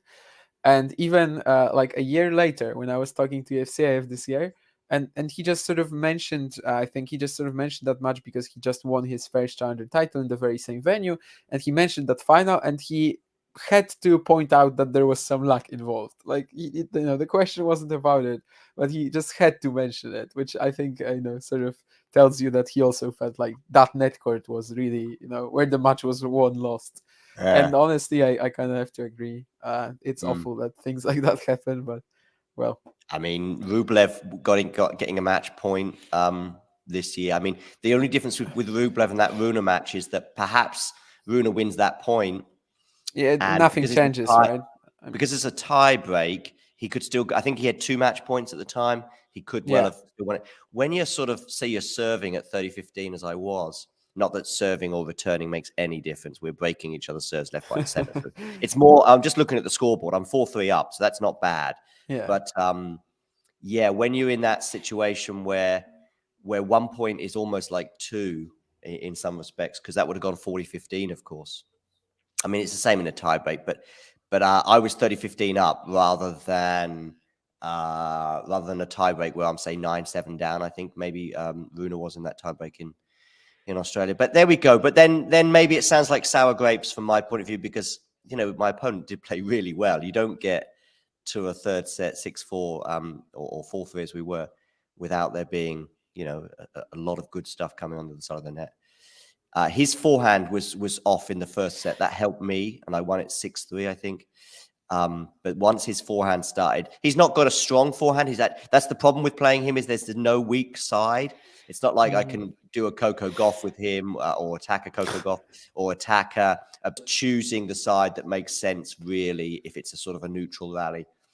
But in the first set, he was trying some of these down the line forehands that were just going in the tram line, and it was like a nice little present. But I had huge fatigue in the second set, and I lost 6 games in a row as well. I was at 2-all in the second set, so that's a pretty healthy position, 6-3, 2-2. And he wins the next 6 games, so he's actually 2-love up in the decider as well. So there's Yeah. lots of ebbs and flows. To be honest, I very rarely have a side that I see my opponent is weaker on or something. I just mostly choose to go for my own directions because it seems more beneficial. Obviously, in extreme cases, it would be different. Like if I played Coco Golf, obviously I'm going at her forehand and like maybe even giving her some neutral balls with her forehand. But Why is it that some most people cases. cannot expose Berrettini's backhand in the same way that Rafa can, for example? Is it just to simply the top spin? Is it just simply because Rafa's a very good Yeah, tennis player, so he creates opportunities more than others do? I guess You he know, feels comfortable with heading of that slice, and also probably the higher contact point on the slice is yeah. tougher to to manage for Berrettini, for anyone really who's slicing. It's just not as easy to. Well, Federer had the same, right? And he Yeah. kind of had to play Nadal with a backhand topspin, because if you just slice it to him, he's just gonna kill you eventually. He's gonna Hmm. switch to down the line, like without effortlessly. So I guess it's just not a really good play, and at the same time, yeah, you are hitting from slices from shoulder height, which is much tougher. So yeah, I would say it's that probably.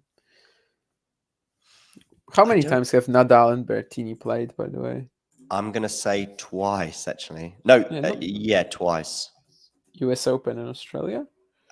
I don't think they've played elsewhere. Yeah, because I don't feel like it's been a very The a reason very frequent matchup. Yeah. No, it's not. And so I'm not going, Nadal's got Berrettini, blah, blah, blah, because it's just 2-0. But those 7 sets that they played, in fact, there were 5, I'm going to say 5.5 sets before Berrettini even broke serve of Rafa, which is considering Rafa's serve is not a strong point, is something. But I also remember that match in Australia, and I was watching it on a Hungarian TV, and the commentators were just laughing because it was almost bullying the backhand.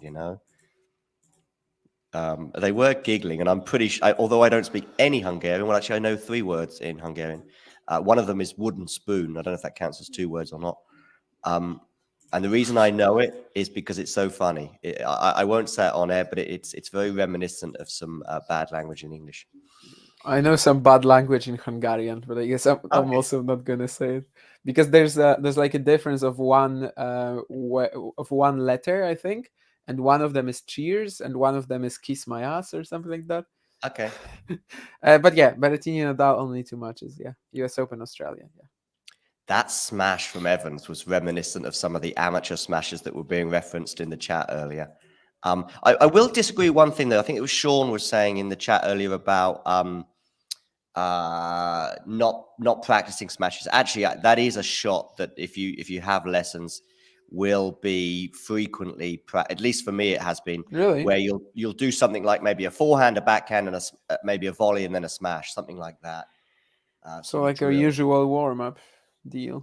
Well, too, as well. You can do it in a warm up too. The problem is that with amateurs in the warm up, it's No, sometimes, no, yeah. I yeah, don't smash in the warm up. No. yeah. No, we don't either. We just begin. I say we because most of the people I'm playing with, we just begin with the short balls in the box, um, Okay.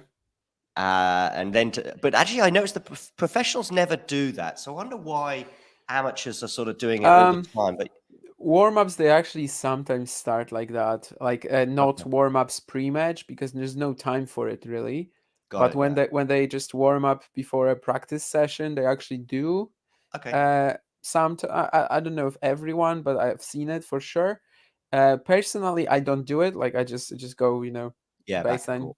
yeah, Mhm. back to the court instantly. Then just trade forehands, backhands, maybe serve a few times, Mhm. sometimes go to the net like once. But yeah, smash no. But yeah, the short balls, like if someone wants to, I'm fine with it. But personally, I don't feel like I see the need for it really.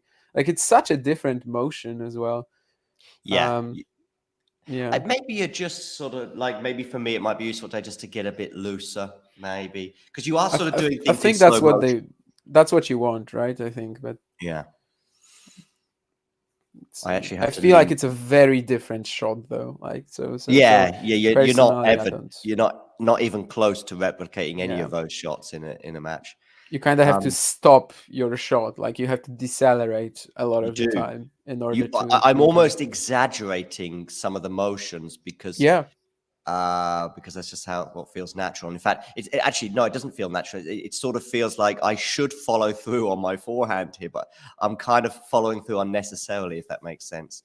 yeah. I'm still keeping plenty of pace off it, but you could easily just basically just do stops, if you like, stop shots, if that's such a thing. Not stop shot in the German sense, as I said earlier.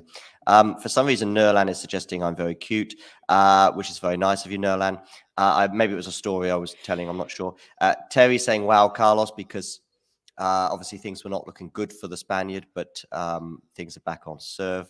Ooh, Come on down the man, Jake says. So that's good for Jake because Alcaraz misses that forehand inside out drop shot. And well, this was another game with a breakpoint for Alcaraz. So after 1 hour and 2 minutes, we are at 5-4. I mean, So has every single game on the Evans serve so far gone to deuce? I guess the break didn't, right? how The many break times? was 230. So Dan has served 5 times. Yeah. He must have faced break points in at least 3 of those games. Um, there was one deuce game that he didn't face breakpoints in. Yeah, I think he may have four faced out of break points five. before. It's Yeah, yeah. it's 4 out of 5. Yeah.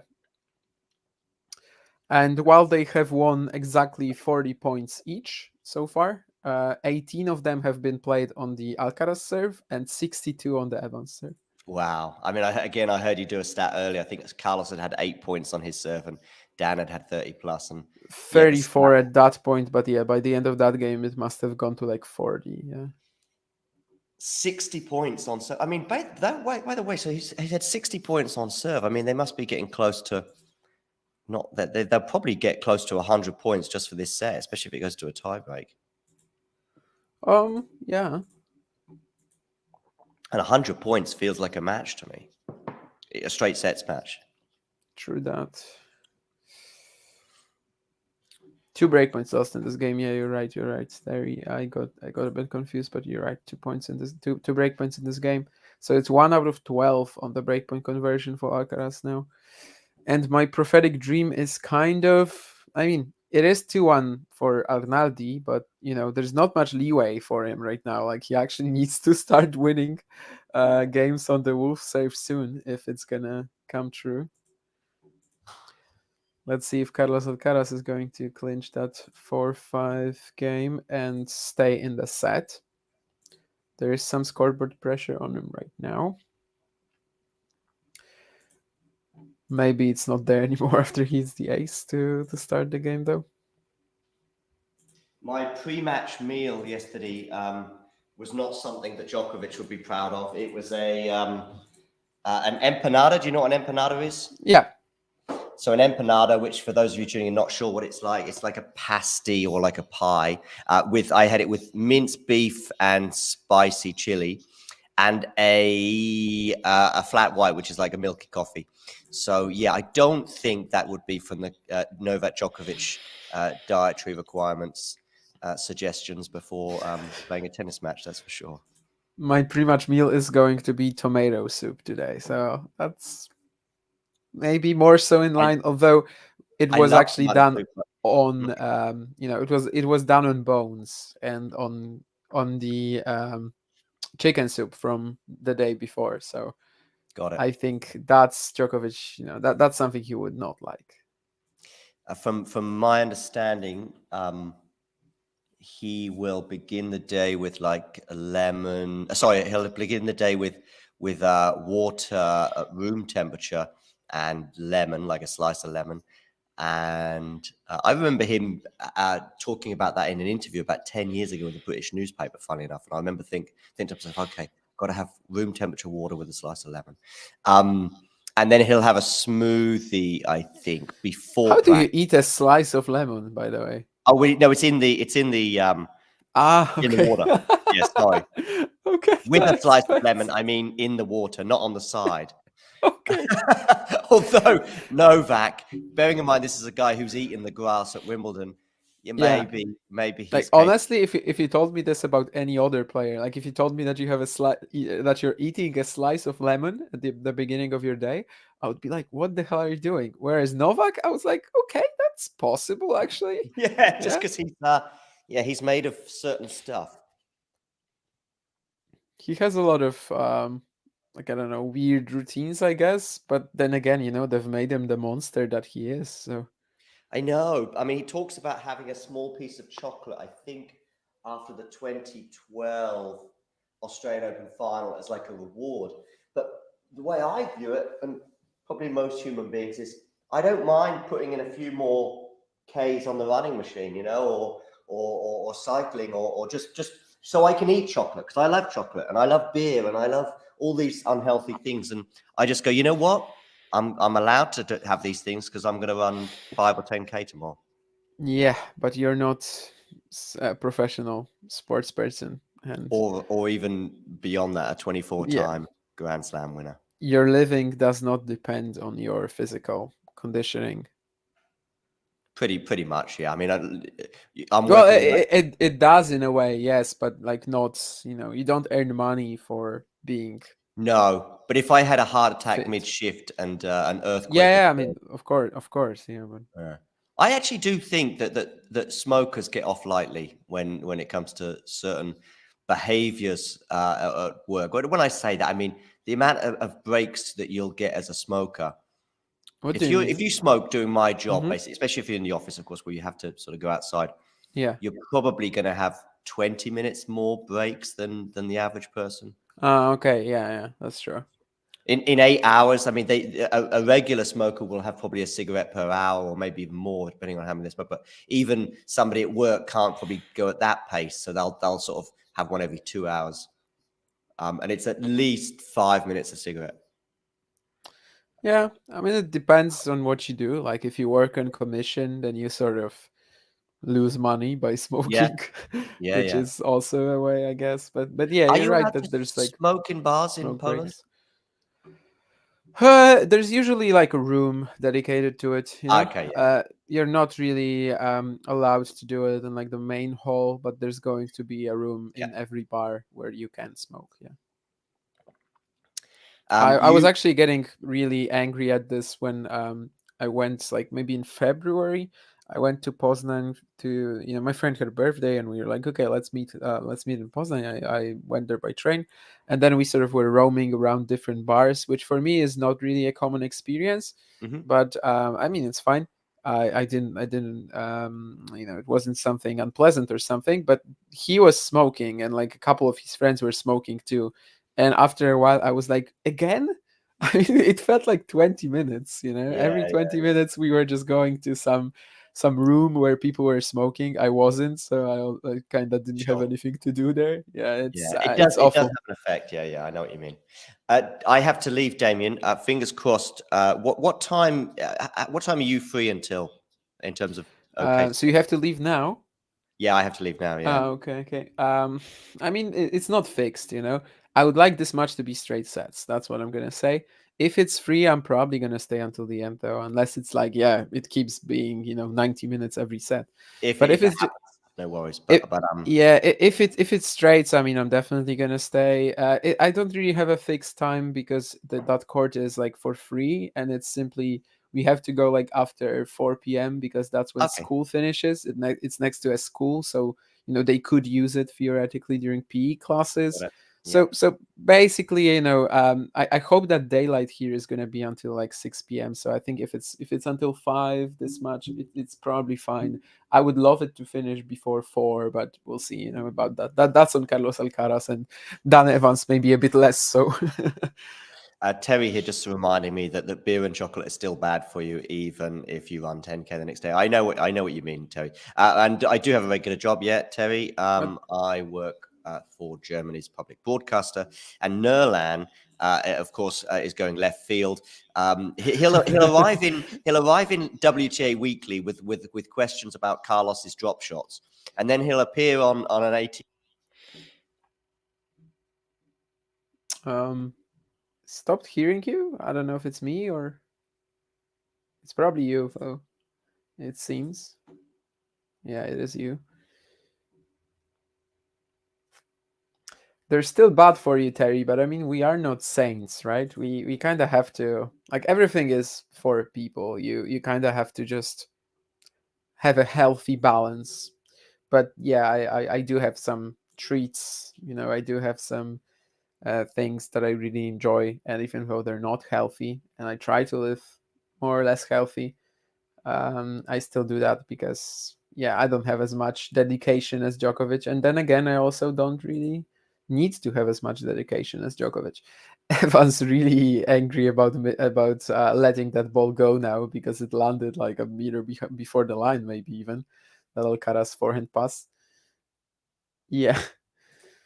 And speaking of that Nurlan question, who is more talented, Wang, Navarro, Raducanu, Anisimova? Xiu Wang. I think Navarro might be. Actually, I don't know. I don't have that much of a like my knowledge on Emma Navarro is definitely worse than on the rest free players.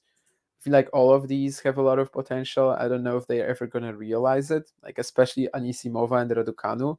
You know that there are certain doubts whether they will actually fully show that potential. Maybe I would say Raducanu and Anisimova are actually my answers, but then again, yeah, I just don't know if they are going to use that potential. If we are ever going to see them in full flight, that's something that I feel like we don't really know at this point in time.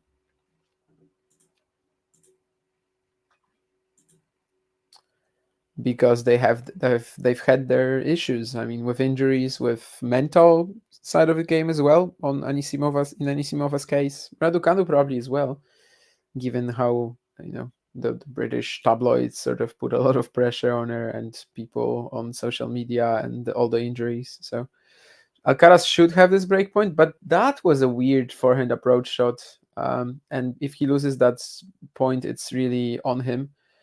What the hell is that? I mean, I don't understand what they're playing, but Evans will eventually win this point. This was really all over the place, but yeah, with the forehand approach shot that Alcaraz played, I feel like this is sort of his fault that he lost this break point. And he actually landed this forehand sky hook overhead, but it wasn't good enough. And Evans got the advantage in the point, but he still had to finish it off with like three more volleys. It was a really wild rally. I mean, they were running all over the place, up and down, right to left, and eventually it's Evans who wins the point. Long, I mean, huge screams from the box of the Brit as well, and you can understand that for sure. Great point. I think it might make like I don't know tennis TV highlights or something. This one won't because Alcaraz doesn't find that backhand sub volley. So a game point for Evans. Alcaraz is definitely taking a bit more than he should in this game, in this set, mostly because of the breakpoint conversion being so poor, right? But who knows? Well, this game he actually did not have a breakpoint, but it went to deuce again. So we've had 5 out of 6 games on the Evans serve go to deuce, and the one that didn't was actually a break for Alcaraz. So, but anyway, 6-5 up than Evans now. By the way, Arnaldi is playing Wolf, and he is actually 4-2 up. So if he wins the next 2 games, then my prophetic dream is going to be on. And he would also start the second set. So that would give him the benefit of only needing one break to get to 6-3 up. So, I don't know. Maybe it's a possibility. We'll see. He is 4-2 up and serving, so that game at 5-2, if he holds now, will be crucial. Yes, John is basically a journalist for a German outlet, although I think his work is in English. Yes, Terry. So basically, John doesn't have a real job, regular job. You called it, yeah. He's a bum like me, but yeah. Other than sports, John does not work. But other than tennis, yes. Talking tennis, as you probably can imagine, or maybe not. I don't know. I don't know how much you know about the real. I mean, the sort of how it works on YouTube and etc. And then with like websites, ads revenue. But talking tennis is not really a money sort of deal, at least not yet. Um, the income is probably not enough to cover the expenses most of the time. Well, the expenses also aren't huge. I mean, you're just streaming most of the time, right? But John has traveled a fair bit, of course. John has brought me and Mario to Bonn for the first week of the Australian Open. He paid for our flights and like food, so I would say yeah, that would never, like, not yet, of course. Hopefully, maybe in the future, but that would not be enough to cover the costs of living. No.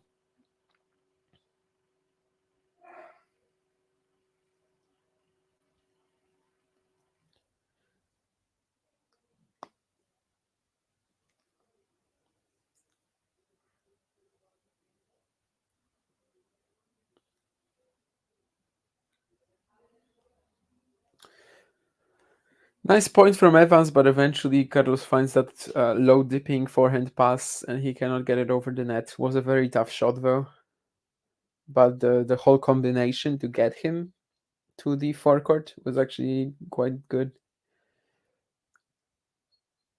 78 minutes in the set already, and if Alcaraz holds, we'll be getting a tiebreak. So we are potentially looking at like a 90-minute opening set even. And honestly, of course, if Alcaraz wins the opening set, it kind of feels like he would probably, run away with it quickly in the second. I mean, he has been the better player. He's just not taking the opportunities that he creates.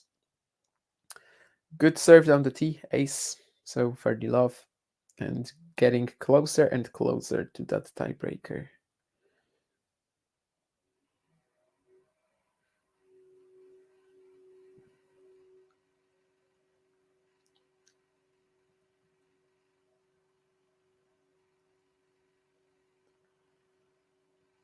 It's a nice block forehand return from Evans though, and he will win the point.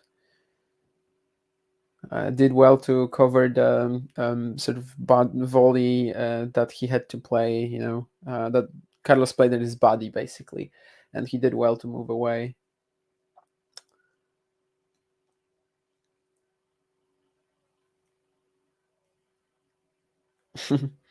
Lost his balance a little bit, but he saved himself pretty quickly, and Alcaraz couldn't catch it before the second bounce.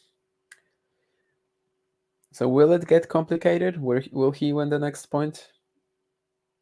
I think that's out. Yeah. That backhand slice return from Evans is going to be wide. So 2 game points to get to the tiebreak. This has been a very, very long set, needless to say. When does he have time for a real job? He usually works like shifts. So it's like 8 hours, for example. And there's been a couple of streams in there's been a couple of streams recently where I, for example, was sitting here and John was sort of backstage, and he can work like this, It's not, he can, get someone else on the stream while he's at work, He works online. He does not go to an office. So that's how he can have time for a real job. Yeah. And again, it depends on your definition of real job, right? Because it's still sports. And sometimes I just laugh about the sort of work that we do. So, for example, today, because for now I'm living at my parents' house for the summer, I'm probably going to be looking for something on my own in like a week or two. I'm waiting for the prices to go down a little bit because, the academic year has already started. And I woke up at like 8, 9 or something like that. Well, actually, I woke up earlier, but I left my room at like 9. My father, who only is basically retired right now, he only works 1 night a week. Was also there and like sitting in the living room at 9. And I started laughing about how what's that? I mean, we leave our rooms at 9 a.m. and my mom is already at work since like 3 hours or something, and that we are sort of just bums, and we are uh, only my mother works, in reality. But of course, it is a bit of a joke. Journalism is still a real job, but sometimes it can feel like it's not. It's definitely a different working system most of the time than what you would usually call a real job. So like office hours and etc. Anyway, that's a great forehand pass that Alcaraz finds. Wasn't really like a regular hit, so he had to improvise a little bit, and he of course does it very well as usual. A big serve is going to bring him the next point as well, so it's a good start to the tiebreak for the Spaniard. And as I already stated a few times, I think if he wins the set, especially such a long set, he's going to have a lot of momentum for the second. A body serve at Evans gives him the next point. Evans trying to slice it, sort of even stepping around his forehand to try to hit a backhand slice, but that doesn't work out. So the next 2 points feel really crucial for the Brit now.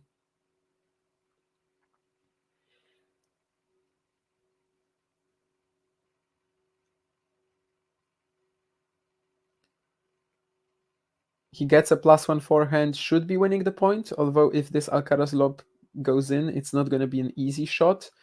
He goes down the middle, Evans, and it's good enough. 3-1.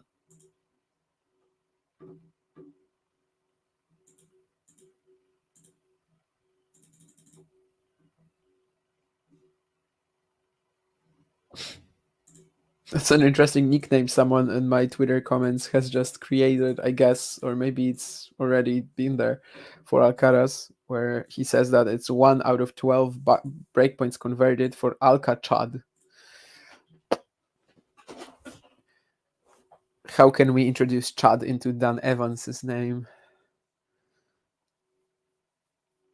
We probably can't. I mean, it would have to be like Chad Evans or something, which doesn't really make sense because it's not close to Dan at all. Oh my goodness, that was not a Chad smash from Evans. Similarly to the previous point, I mean, Evans eventually got into a position where he had Alcaraz lobbing and like not really lobbing to win the point, but lobbing to save himself, and he misses that smash. Oh my goodness, and it wasn't even close. 4-1 up Alcaraz, and that's a very healthy lead, especially when you're gonna serve twice now.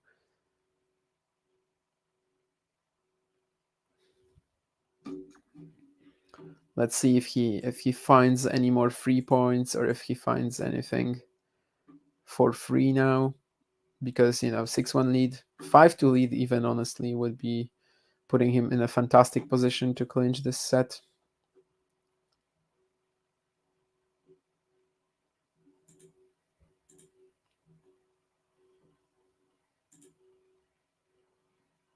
Oh, he finds a second serve ace, interestingly enough, because Evans went the wrong way. Evans went to his backhand corner to try to hit a around forehand return, and Alcaraz serves down the tee. I don't know if he spotted Evans moving and changed it. Who knows?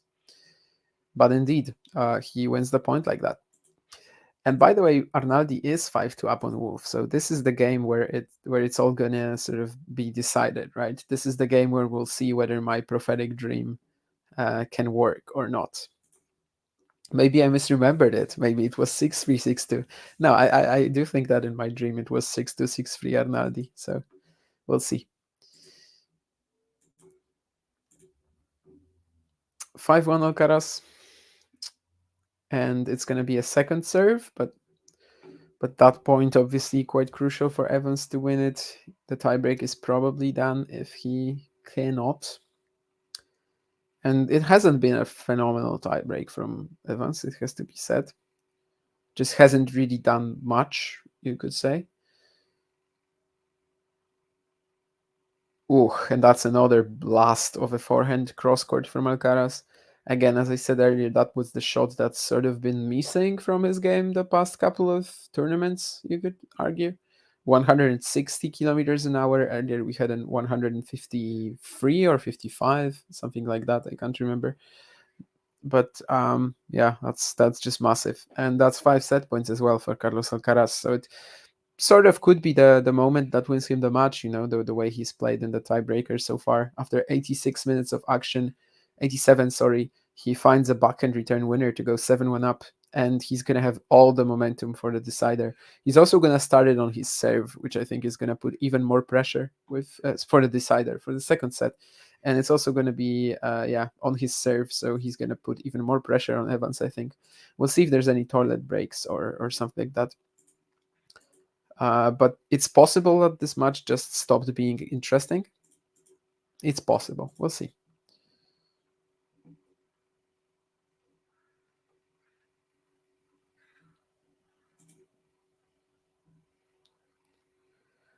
"88 minutes, yeah. 18-9 on tiebreakers. Carlos Alcaraz is in 2023, which of course is a very healthy rate. Dan Evans, as I said, that point that Evans won at 5-all, was it? Definitely made Tennis TV, Twitter, and etc. So there's also some court level view. That's really nice. I wonder if they have this camera all the time, because I haven't really seen it used. But yeah, it was a really fun point for sure. Okay, Arnaldi and Wolf at deuce at 5-2. So my prediction is still possible, even though Wolf actually had a 40 love lead.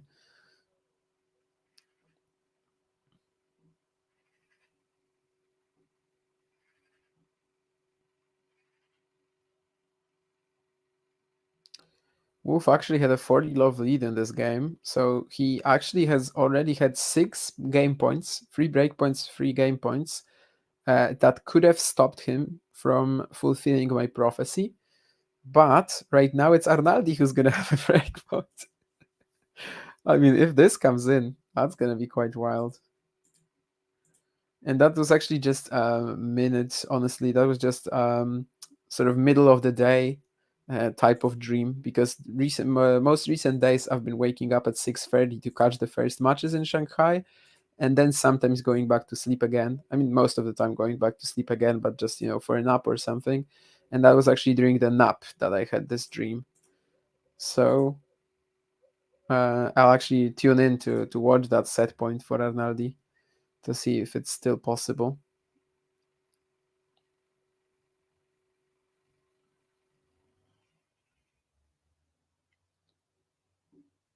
And has JJ Wolf just missed this backhand? Yes, he has. So it's 6 to Arnaldi, and half of the job is done for my prophetic dream. That would be insane. Evans is looking at a 3.5 hour match if he wants to win this, says Sean. Yeah, and we have to think that it's a problem more so for him than for Alcaraz, right? And obviously, of course, Alcaraz is like the better player and the favorite, the huge favorite. So getting that first set done seems like something that probably was crucial for Evans. Other than the one game where Alcaraz got broken to love, no issues on his serve whatsoever, whereas Evans has been getting in trouble constantly. 76 points played on Evans's serve and 32 on Alcaraz's. Like that also adds to the fatigue. It's not easy to be serving twice as many times as your opponent. Well, more than twice as many times. 108 points in this opening set and 88 minutes. Crazy stuff, really. And let's see. I think Evans is back on the court already. Yeah. So Alcaraz is going to start the second set with a serve. I rarely do that because I feel like predictions like this, they are basically random. You're just guessing. But if I was to say who's gonna win the second set, obviously I would probably go for a pretty easy win for Alcaraz, because that's the sort of dynamics that we've seen in the first set, right? If he just capitalized on more of his chances, he would have won that set easily. And also the fact that he has the tie break, so he has all the momentum, and he starts the second set with a beautiful point as well, backhand down the line. Evans actually hits a decent passing shot attempt, but the drop volley or the stop shot, how did they call it in German? No, it was actually about the drop shot, right? But they called it stop shot, I guess. So a stop volley or a drop volley from Alcaraz is perfect, and he wins the first point of the second set. Definitely, if you with Alcaraz serving first, and like if Evans loses the second game of this set, it will feel like the match is over, and it most probably will be over, in fact. Ooh, that's a net cord from Evans on the forehand pass, and there's no way Alcaraz can catch it. But yeah, Matteo Arnaldi 6-2 up.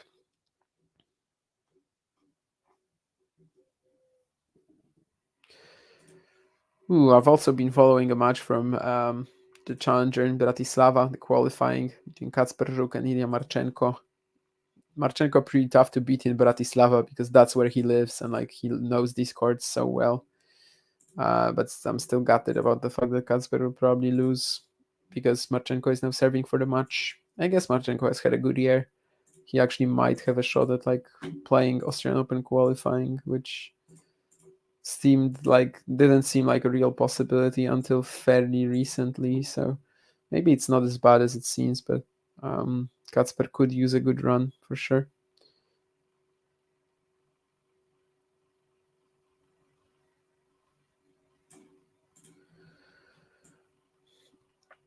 Let's see who wins this point, which of course Evans could really use. Well, Alcaraz as well. Inside in, not as risky as it could have been, but he wins the point anyway. Evans forehand slices and throws the racket out of his hands. He's really frustrated at the moment.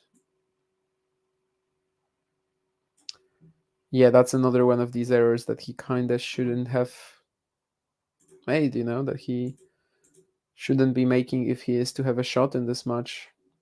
He got back into the point and then just sort of decides to play this forehand slice, which I don't think was really the good call.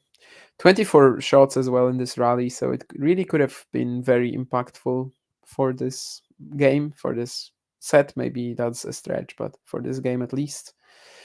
Did Alcaraz send this backhand plus one out? I think so. Maybe that's still left over of the previous game, of the previous point as well, right? That lengthy, tiring rally. Evans definitely seems like he's struggling to breathe a little bit. So I think he's really glad that Alcaraz didn't make him hit more than the return on the previous point. But a small opportunity opens up for Dan,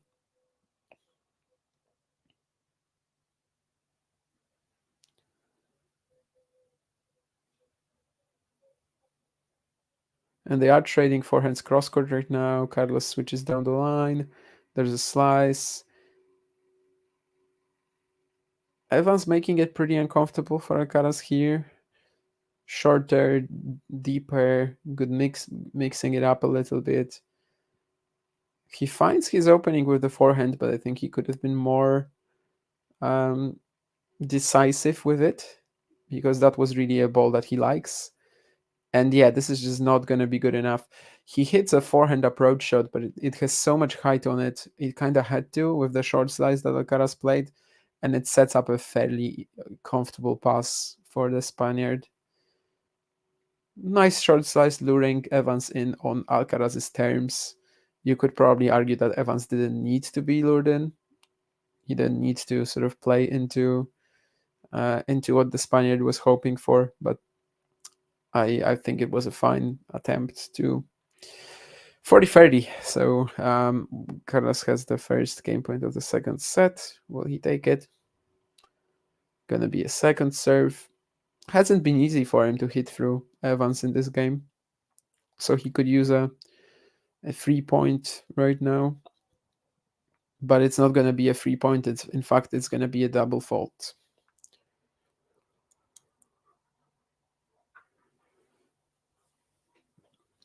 I've seen Juan Carlos Ferrero more pleased than this.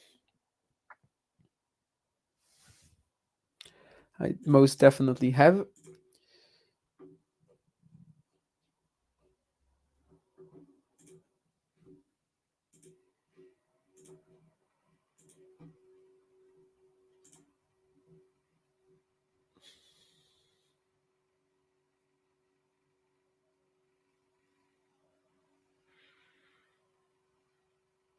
It's a nice whippy forehand from Alcaraz, but he is still forced to hit through the Evans slice. Oh no, not again.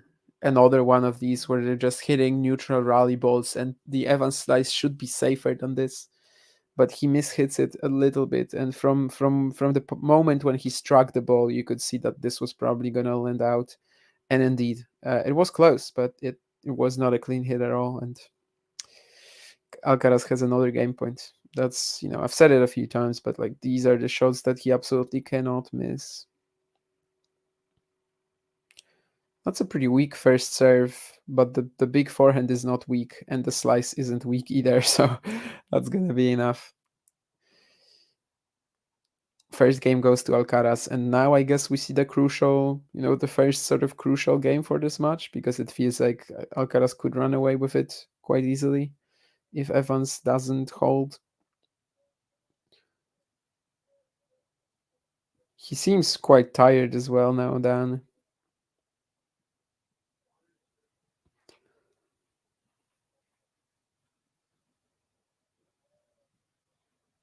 Walking to his bench very, very slowly. But of course, maybe it's just, a shortness of breath. Let's call it that. instead of like something that's gonna keep hampering him. But yeah, this game feels really vital right now for both players. Well, for Evans mostly, but Alcaraz would also, of course, want to run away with it instead of having another 90 minute second set struggle. Good point from Evans. I thought the forehand return from Alcaraz was quite decent, but he didn't really get back into position after that. And Evans quickly capitalized on it with the backhand cross-court topspin. So he eventually finishes off a smash to get on the board in this game, and that's a great serve as well. Nice direction choice as well, going to the same corner where Alcaraz was running from, not giving the Spaniard any look at a passing shot. So the first 2 points are exactly what Evans wanted it to be. Short, dominated by the server.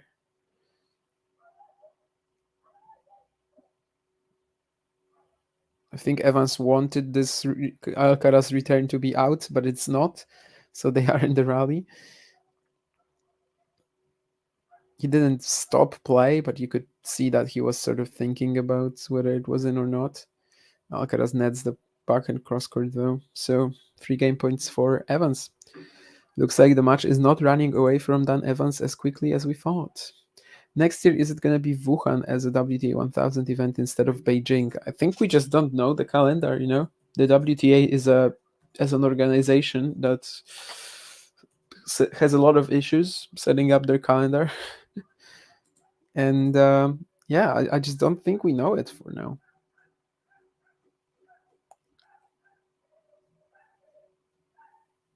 Or do we? That's the 2023, and yeah, 2024 is that confirmed already? Yeah, I don't think it is. Yeah, we just don't know for now. So they announced some sort of a new calendar as well, and they want to have one in Beijing basically and one in somewhere else, right? So this year they did Guadalajara, of course, but maybe it's going to be Beijing and Wuhan, right? Maybe that's how they're going to approach that. And there's going to be 2 1000s in February as well, both Doha and Dubai, it seems. That's quite interesting too. There's a large break between the 1000 events, and mostly they're done in 2 week sort of patches, if you may. The WTA 1000, yeah. Beijing is going to be also a larger draw in 2024. And yeah, there's just one event so Beijing is definitely not going to be removed, Nurlan, if that's what you're asking. Beijing is actually going to be expanded into a larger WTA 1000, just like on the men's side. Shanghai is, and just like Cincinnati and Canada will be in 2025. However, there's the additional sort of 1000 WTA events are going to be just 1 week events. So Doha and Dubai, in the past, of course, they alternated between a 500 and 1000 every year. Right now, both are going to be 1000s. And also, there's this yet to be named event that we just don't know what's it going to be. This year it was Guadalajara, but we'll see if that's actually going to be. Yeah, we'll see if it's actually going to be one that will appear on. So it seems like there will be 10 WTA 1000s then. And yeah, one event is yet to be named. So we'll see if it's Guadalajara or if it's something else. I'm assuming that they don't want to host it in Guadalajara because they want to have it like in the middle of the Asian swing around Beijing. So no clue what that event is going to be. But and is it mandatory, by the way? What's mandatory and what's not? I don't know if they said it anywhere.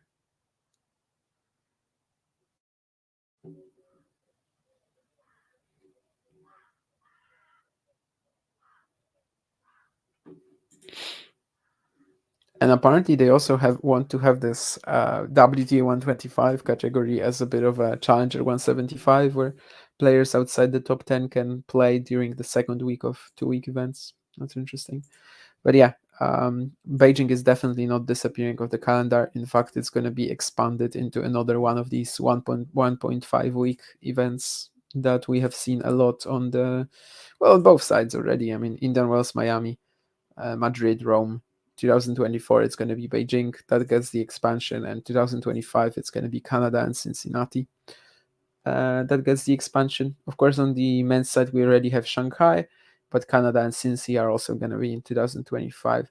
Although just a few, well, was it yesterday that on Twitter there was some rumor about Cincinnati, that it was going to be gonna disappear off the calendar in favor of something else. So I don't know.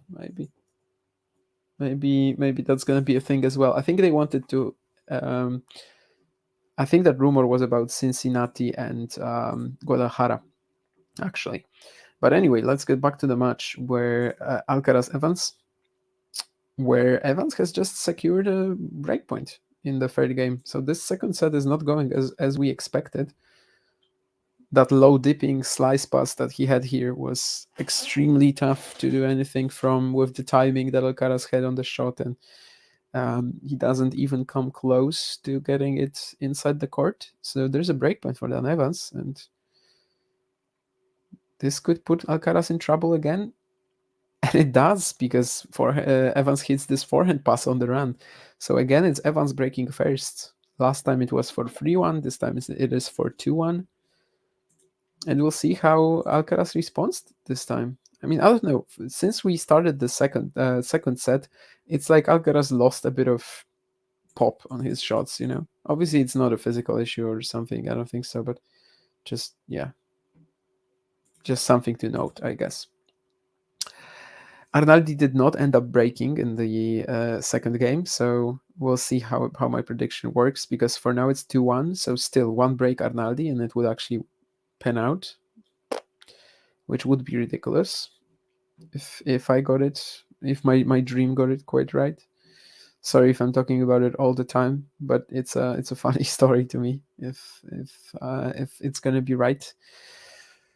Ilya Ivashka getting smacked by Tirante in Malaga on hard courts, but I guess this was his first match since the US Open, and he did pull out of Alicante. Just last week, so I suppose that he is probably not healthy.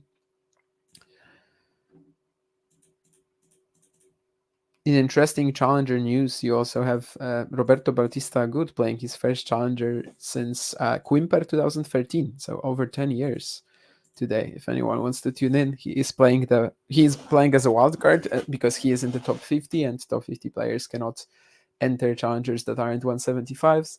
But he is playing in Malaga as the top seed and the wild card, and he faces another wild card, Gilles Arnaud Bali, the former two-time junior slam finalist, US Open 2022 and French Open 2022. French Open 2022, he lost to Gabriel Lebrun, and at the US Open, he lost to Martin Landaluce. That's either a fantastic lob from Alcaraz or it's just out. It is a fantastic lob from Alcaraz, and he will finish off the point with a smash. But that was one of these lobs that I mentioned earlier. So like the lobs where you actually want to win the point, not like Hail Mary shots. But one of these Hail Mary shots did give him a very important point in the first set tiebreak for 1-up when Evans missed the smash. Here, still, Dan, I think, did well to even get it back into play, but there was no way Alcaraz was missing that smash. Evans hitting that down the tee, outside target very well on serve again.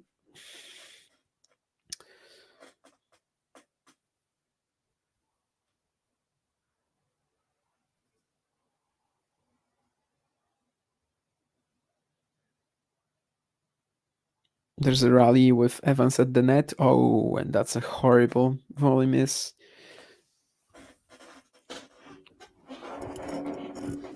He had Carlos moving there, and he completely wasted it.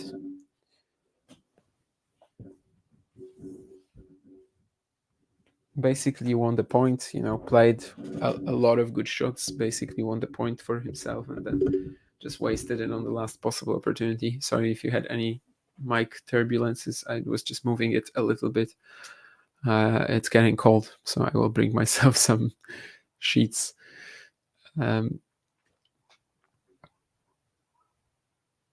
Direction he goes down the line, and it's like a massive stroke. I would love to see the speed on that, because earlier we got a couple of they showed us a couple of stats on the serves, on the speed of Alcaraz's forehands when it was over 150 kilometers an hour. I feel like this one wasn't that much slower. Forehand winners in this match: Alcaraz 16, Evans 14. That's actually a really good forehand stat from Evans, I think. Although this might count like forehand volleys, I think, because that's how the ATP usually does it. Like, it's not just forehand ground strokes, I don't think. Evans playing a couple of his backhand topspin in this one. Like 3 of them already in 5 shots, interestingly enough. And he gets the advantage in the point. He attacks with his forehand. There's a net court from Alcaraz. It's a crazy point again. But who will win it? It will be Alcaraz, yes. The net court, I don't even know if it helped Alcaraz, but I guess it kind of did. And then he just beats Evans at the net with this sort of 2-part passing shot combination, I guess. Yeah, I think it sort of did. It did give Evans a bit of an uncomfortable ball. He handled it okay, but eventually it was then Alcaraz having the initiative, even though Evans was at the net. And there's a breakpoint right back for the 20-year-olds.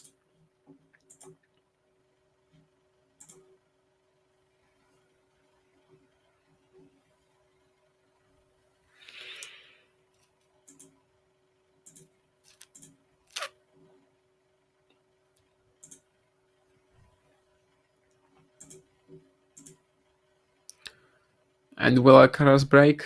Deep return, forehand inside out winner. Yes, indeed. Nice 1-2 punch. So he is back at 2-0. Just like in the first set, it was Evans breaking first, and then Alcaraz got it back. However, in the first set, it has to be said that it was also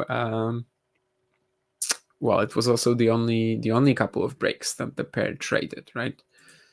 So we'll see if that's going to remain true and if we get another tiebreak. Anyway, in the second set, Alcaraz is actually has only had 1 breakpoint, right? So far 100% on breakpoint conversion. In the first set, he was at like 7-8%. 8. I mean, it does round up to 8. We've already had 1 hour and 51 minutes of action here, and still we are basically even. I mean, of course, Alcaraz is up a set, so it's not even, but it's only just 1 game if you look at it like that. Besides the tiebreak, they're actually tied with 8 games each. Beautiful backhand down the line from Evans, but will he be able to take advantage? Not really. Alcaraz is back in that point. What the hell was that shot? I thought that Alcaraz was the smart one here, using that backhand pass with the backhand pass down the line, actually slicing it, and it seemed like maybe Evans is has to stretch a little too much in order to get to it, but he actually plays this on the run drive volley, and that was a beautiful shot from the Brit as well. I think this one might be mentioned as well on Twitter, Tennis TV or something. And again, this match delivers a lot of good shot making, but you kind of know it when you're watching Evans Alcaraz, and that there's going to be a lot of good shot making. And that's also, Sean was talking about it earlier. That's also why they enjoy the matchup so much themselves, right? Even though for Evans, it hasn't been an easy matchup. In 3 matches, he's only won 1 set, but he still enjoys playing Carlos. And he does win the next point as well with the forehand counter. Pretty similar footwork pattern as on the great pass that he hit to break. So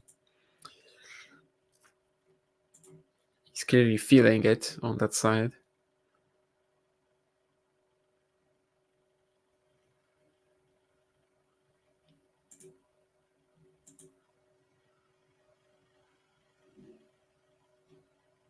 That's an interesting tweet that I read,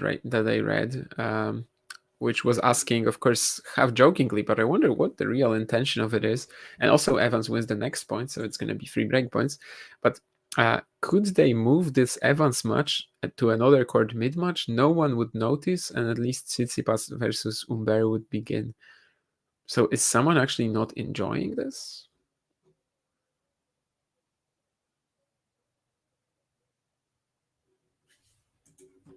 I don't really understand.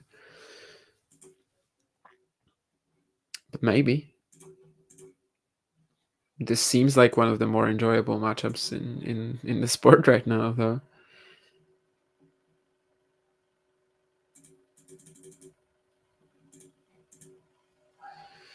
Anyway, Alcaraz saves the first breakpoint.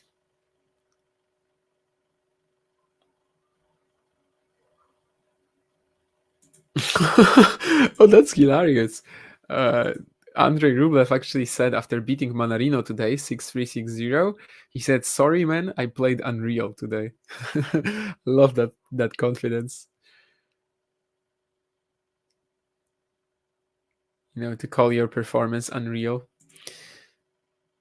That's hilarious. I will retweet that if anyone wants to see.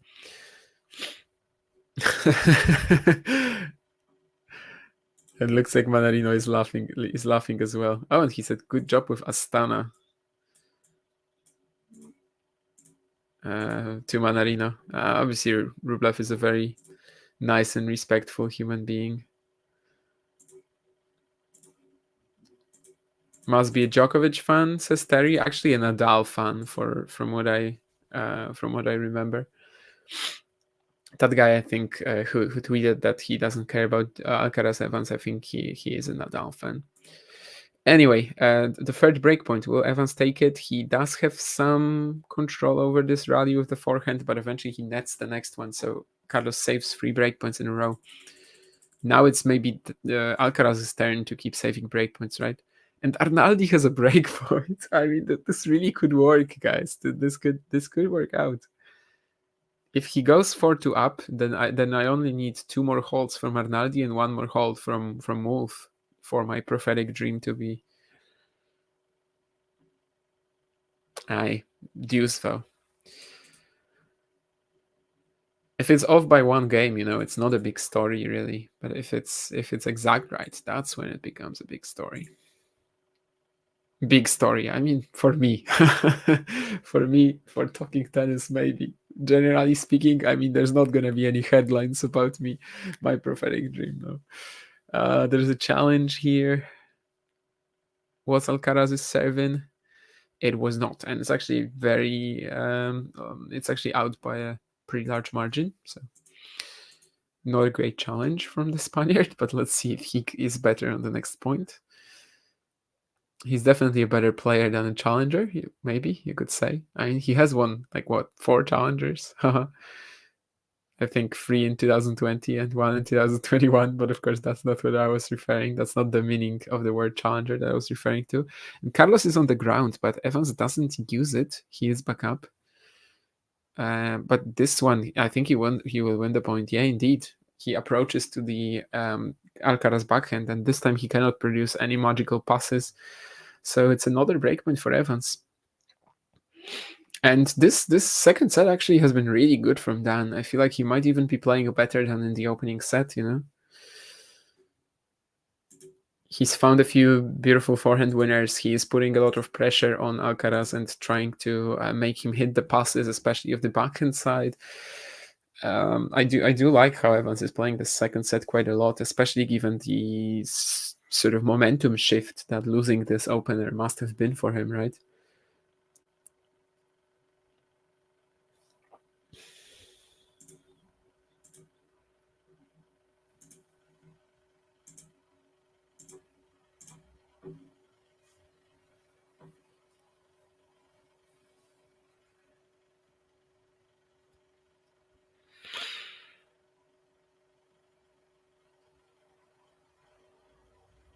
They are now trading. Oh, that's a fantastic shot from Alcaraz. That's incredible.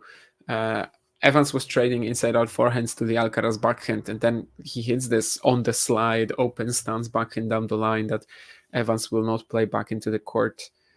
Out of position, honestly, I don't think Evans expected anything dangerous to come from Alcaraz's racket on this point. Maybe it's a bit of a lesson, maybe it's a moral, to always expect something dangerous from Alcaraz's racket.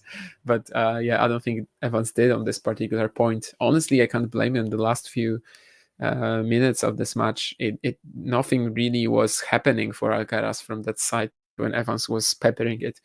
But it happens. The backhand on the slide happens, and now he plays a nice seven volley point to go for to get a game point. After saving 4 breakpoints in this game, he has a chance to go 3-2 up. And that would again put Evans under a lot of pressure in the next game, because you feel like any break for Alcaraz right now, if he keeps holding, could end the match. 8 minutes in this game already, and Evans will not play his slice return back into the court, so it's 3-2 Alcaraz. Really tight, really good match, honestly. Arnaldi and Wolf still into that game, and Wolf has already saved 5 breakpoints. So that's pretty insane.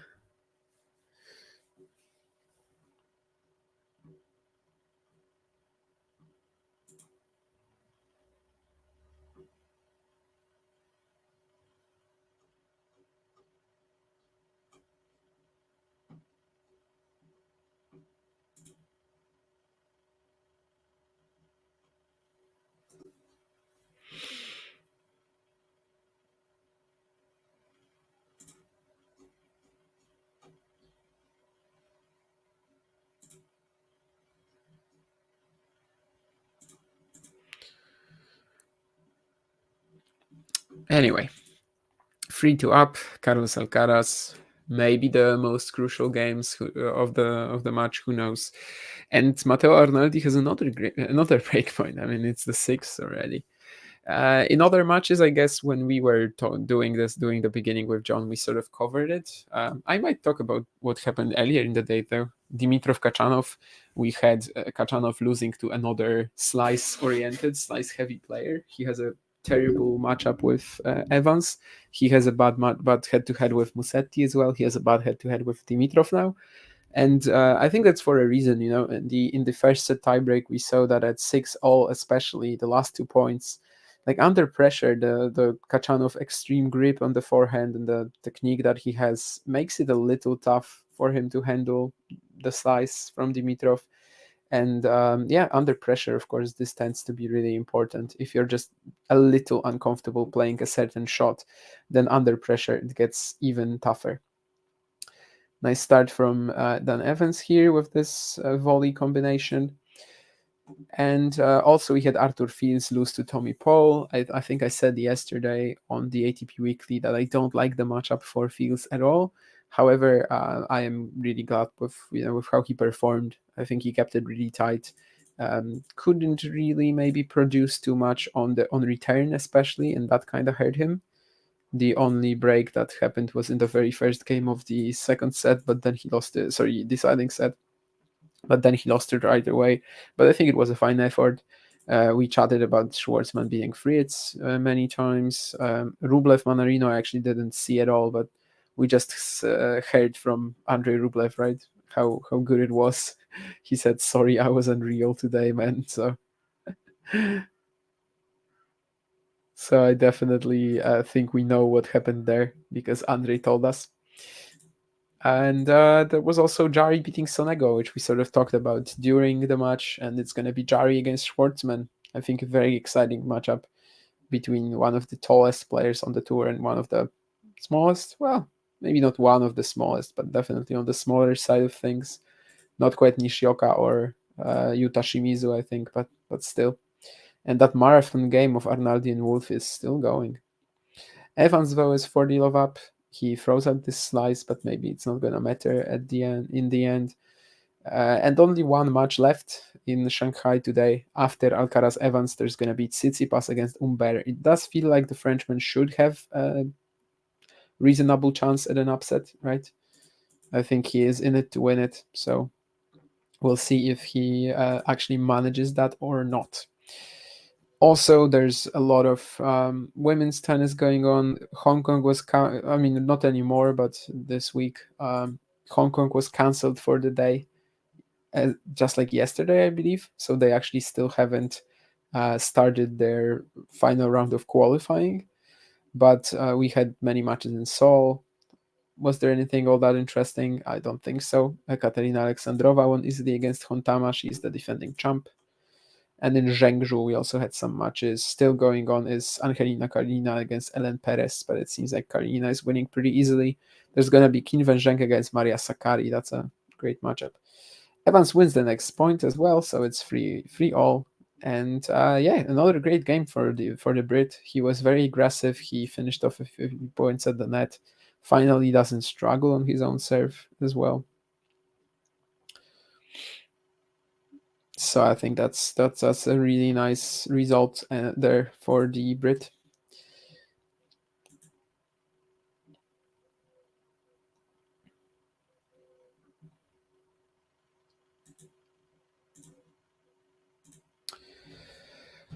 Carlos Alcaraz serving at 3-all in the second set. The last game on the Alcaraz serve was, of course, really, really tough.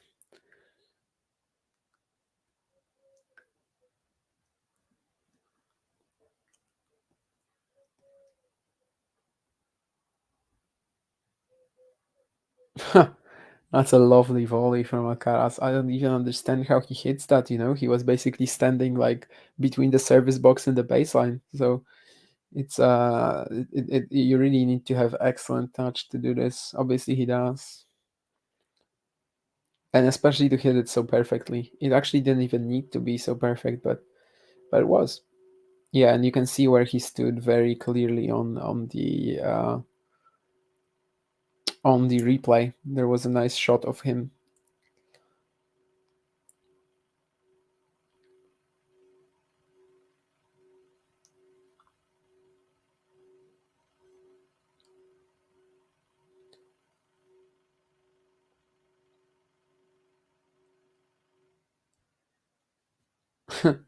Then a bit of a mishit from Evans, but it actually gave him the initiative in the point. But it seems like it's all gone now. He again hits this good forehand counter. I mean, his forehand on the run has been excellent, but eventually he makes the error after a deep and powerful Alcaraz shot. But that forehand on the run has been fabulous from Evans, and obviously the main highlight of it being the breakpoint in this very game. In this very set, of course, not game. And Arnaldi and Wolf still going on. I mean that sixth game there is still going, and Arnaldi hasn't had more breakpoints, although he has had a lot more game points.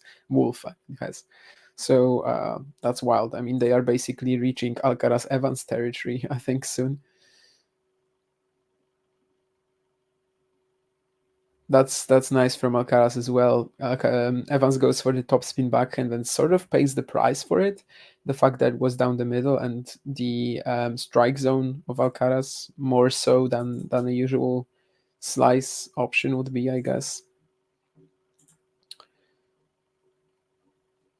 There's also one more doubles match going on in Shanghai between Arevalo Roger and Kraviec Puts, the Hurkacz Shelton team, which I think a lot of us wanted to see doing well.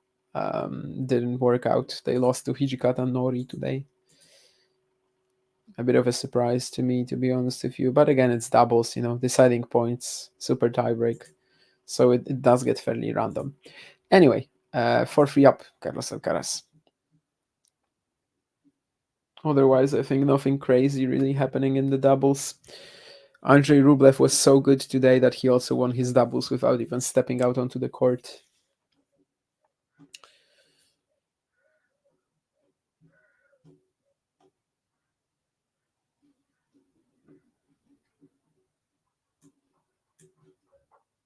and Wolf eventually holds. So if my prediction, my prophetic dream is going to be right, Arnaldi needs to win the next 3 games. We'll see about that.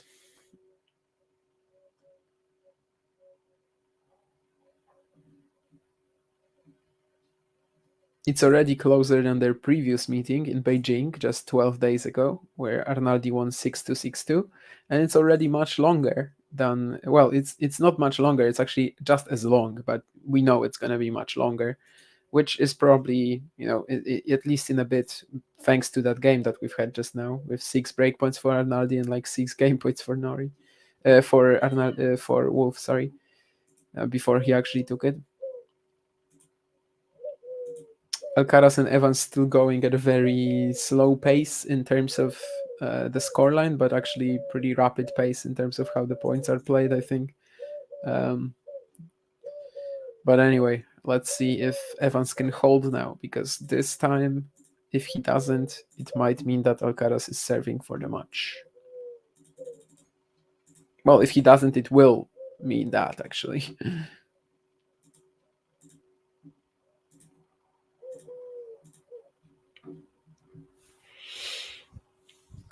The modal verb that I used there, might, was a bit of a stretch. I mean, it will mean that. But he wins the first point, has to run away from an Alcaraz return in order not to get hit by it, and actually, does this jumping jack almost thing.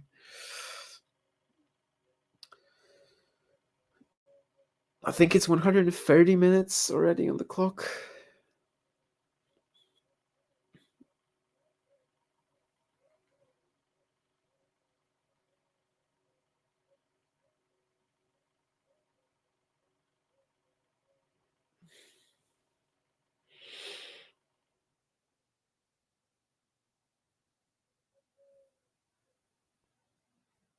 Alcaraz with a great point, advancing to the forecourt and eventually winning it on a nice volley. Evans's lob isn't anywhere close to the baseline. Is Alcaraz 3 points away from the match? He might be.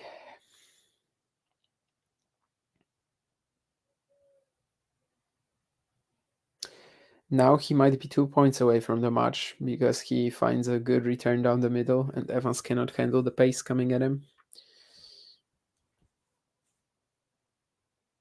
As I said earlier, it would kind of suit me if this match ended in straights, not gonna lie, because I do have to play tennis pretty soon myself.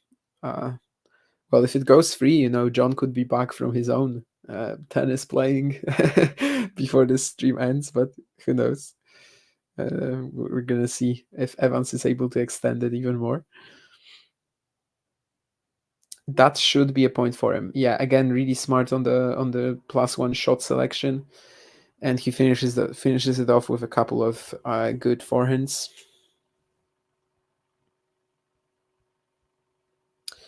But again, on the +1, he went the same way that Alcaraz was running from, and it was a fantastic choice.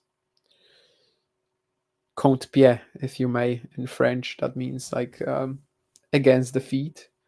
There's no real word like that, I guess, in the tennis vocabulary in English. I think you can say he wrong-footed him, which is more or less the same.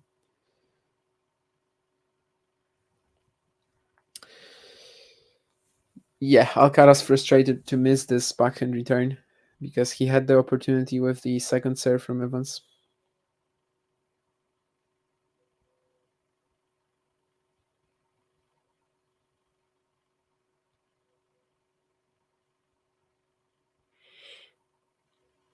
And he's not going to make the return, so Evans got it back to 4-all. Not quite yet for Carlos Alcaraz, not quite.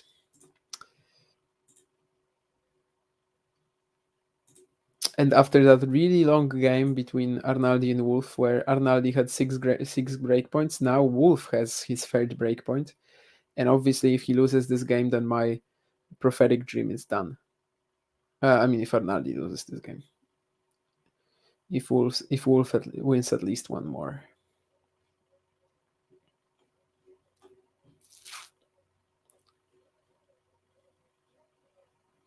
but he saves the break point.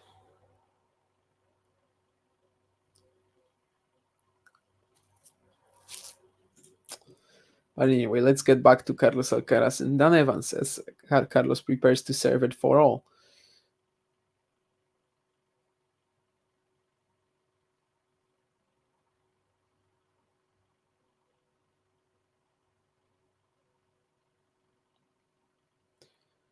That backhand from Evans was just barely in. And will he win the point? Yes, he will, as Carlos does not find the backhand down the line.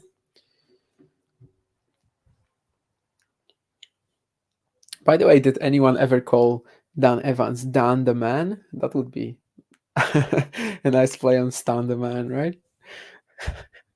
I guess maybe if he wins 3 slams, beating Djokovic in the final at 2 of them and 1 against Nadal, then we can start calling him Dan the Man or Dan the Man. You can probably do the accent here a little bit better. Dan the Man, yeah, like that.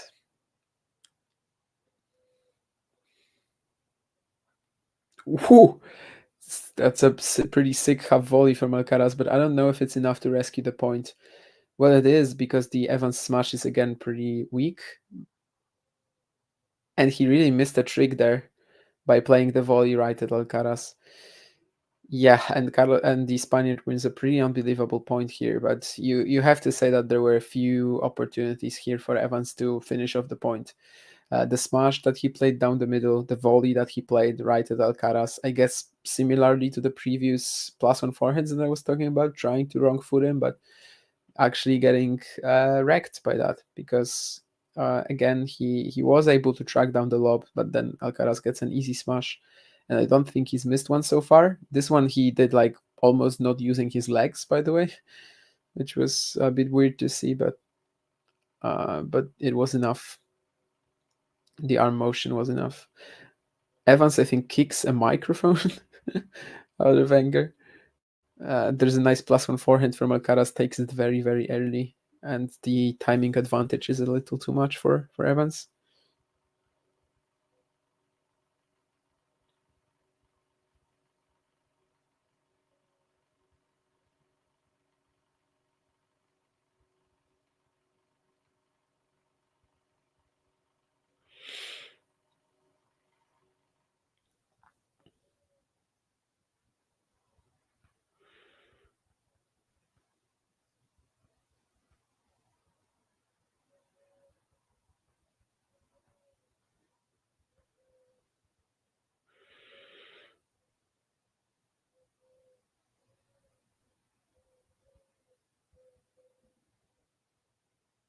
And Alcaraz wins the game 5-4.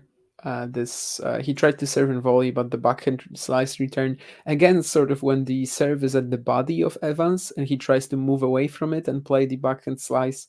He sometimes struggle with that. So 5-4, and he will be under pressure a lot now. Dan the lineman, is that a reference to lines of a certain substance? Probably is.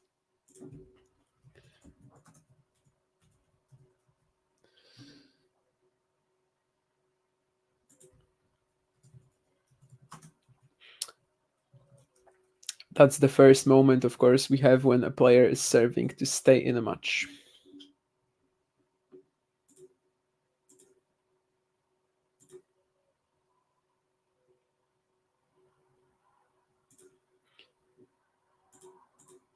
Sorry for explaining your joke then, Terry. But yeah, I was just wondering because I guess haven't really talked about drugs in English much, so I wasn't really sure how it's called. It's not a similar word in Polish.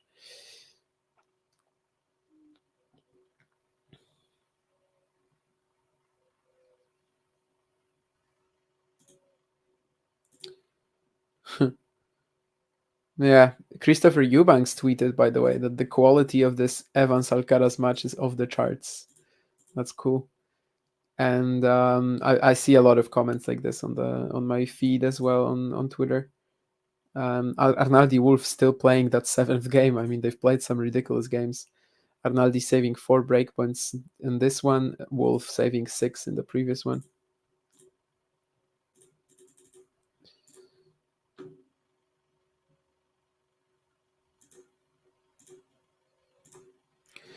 But yeah, this is the crucial moment.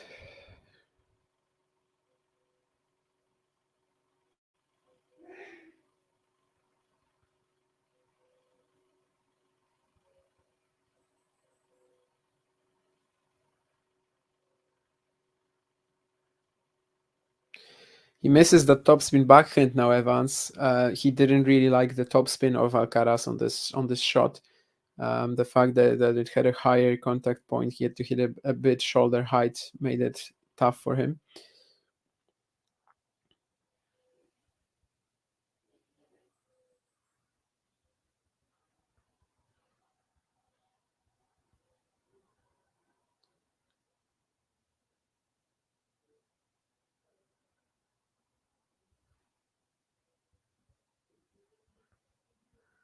Ooh, that might be a shot that ends the match. What a backhand down the line winner from Alcaraz. Again, open stance. Evans plays a pretty decent forehand at his backhand and sort of doesn't expect that there's going to be any danger coming at him. And there's actually a beautiful shot down the line. So 30 love Alcaraz, and it's a love 30, of course, and it's an opportunity to close out this match right here, right now, which he could definitely use. It's been it's if he does, it's a straight set affair, but it's over 2 hours. It's quite rare. I remember in last month in Szczecin, I was watching this match live between Kopriva and Roca Batalla, and it was like 2 hours 30. And it was 7-6, 7-6. So this is basically in the same territory. And I think if Roca Batalla extended it to a third, he would have won. Whereas here, if Evans extends it to a third, you would still say that Alcaraz is probably the favorite. Well, not probably. I mean, he would still be the favorite. Will he win the next point, though? Ooh, he tries to go down the line of the backhand again, but this one is like middle of the net. So 30 all. Maybe getting a little bit tight there, the Spaniard.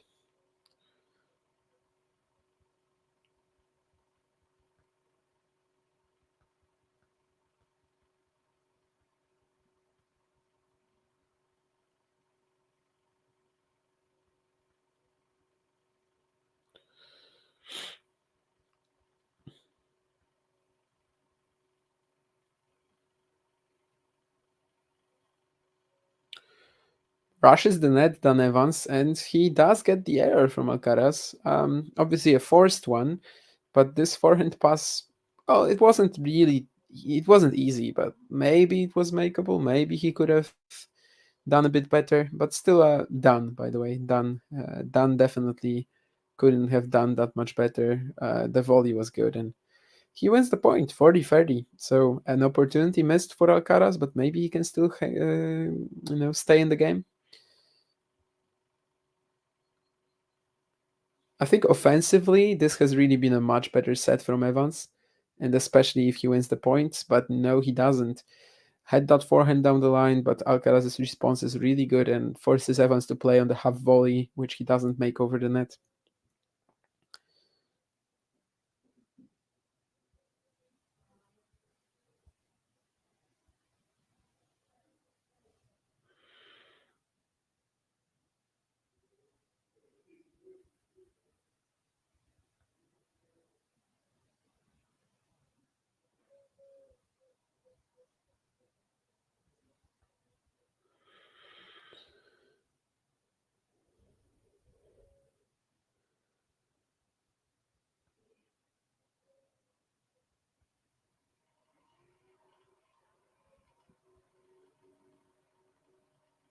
That's a big return from Alcaraz, but will he win the point? There's a lob from Evans, which I think is out. Indeed, but this could have been a really good play. The response to Alcaraz's return was a short slice from Evans, and it actually made the forehand approach shot pretty tricky for the Spaniard. If he landed that lob, it would have been a beautiful play.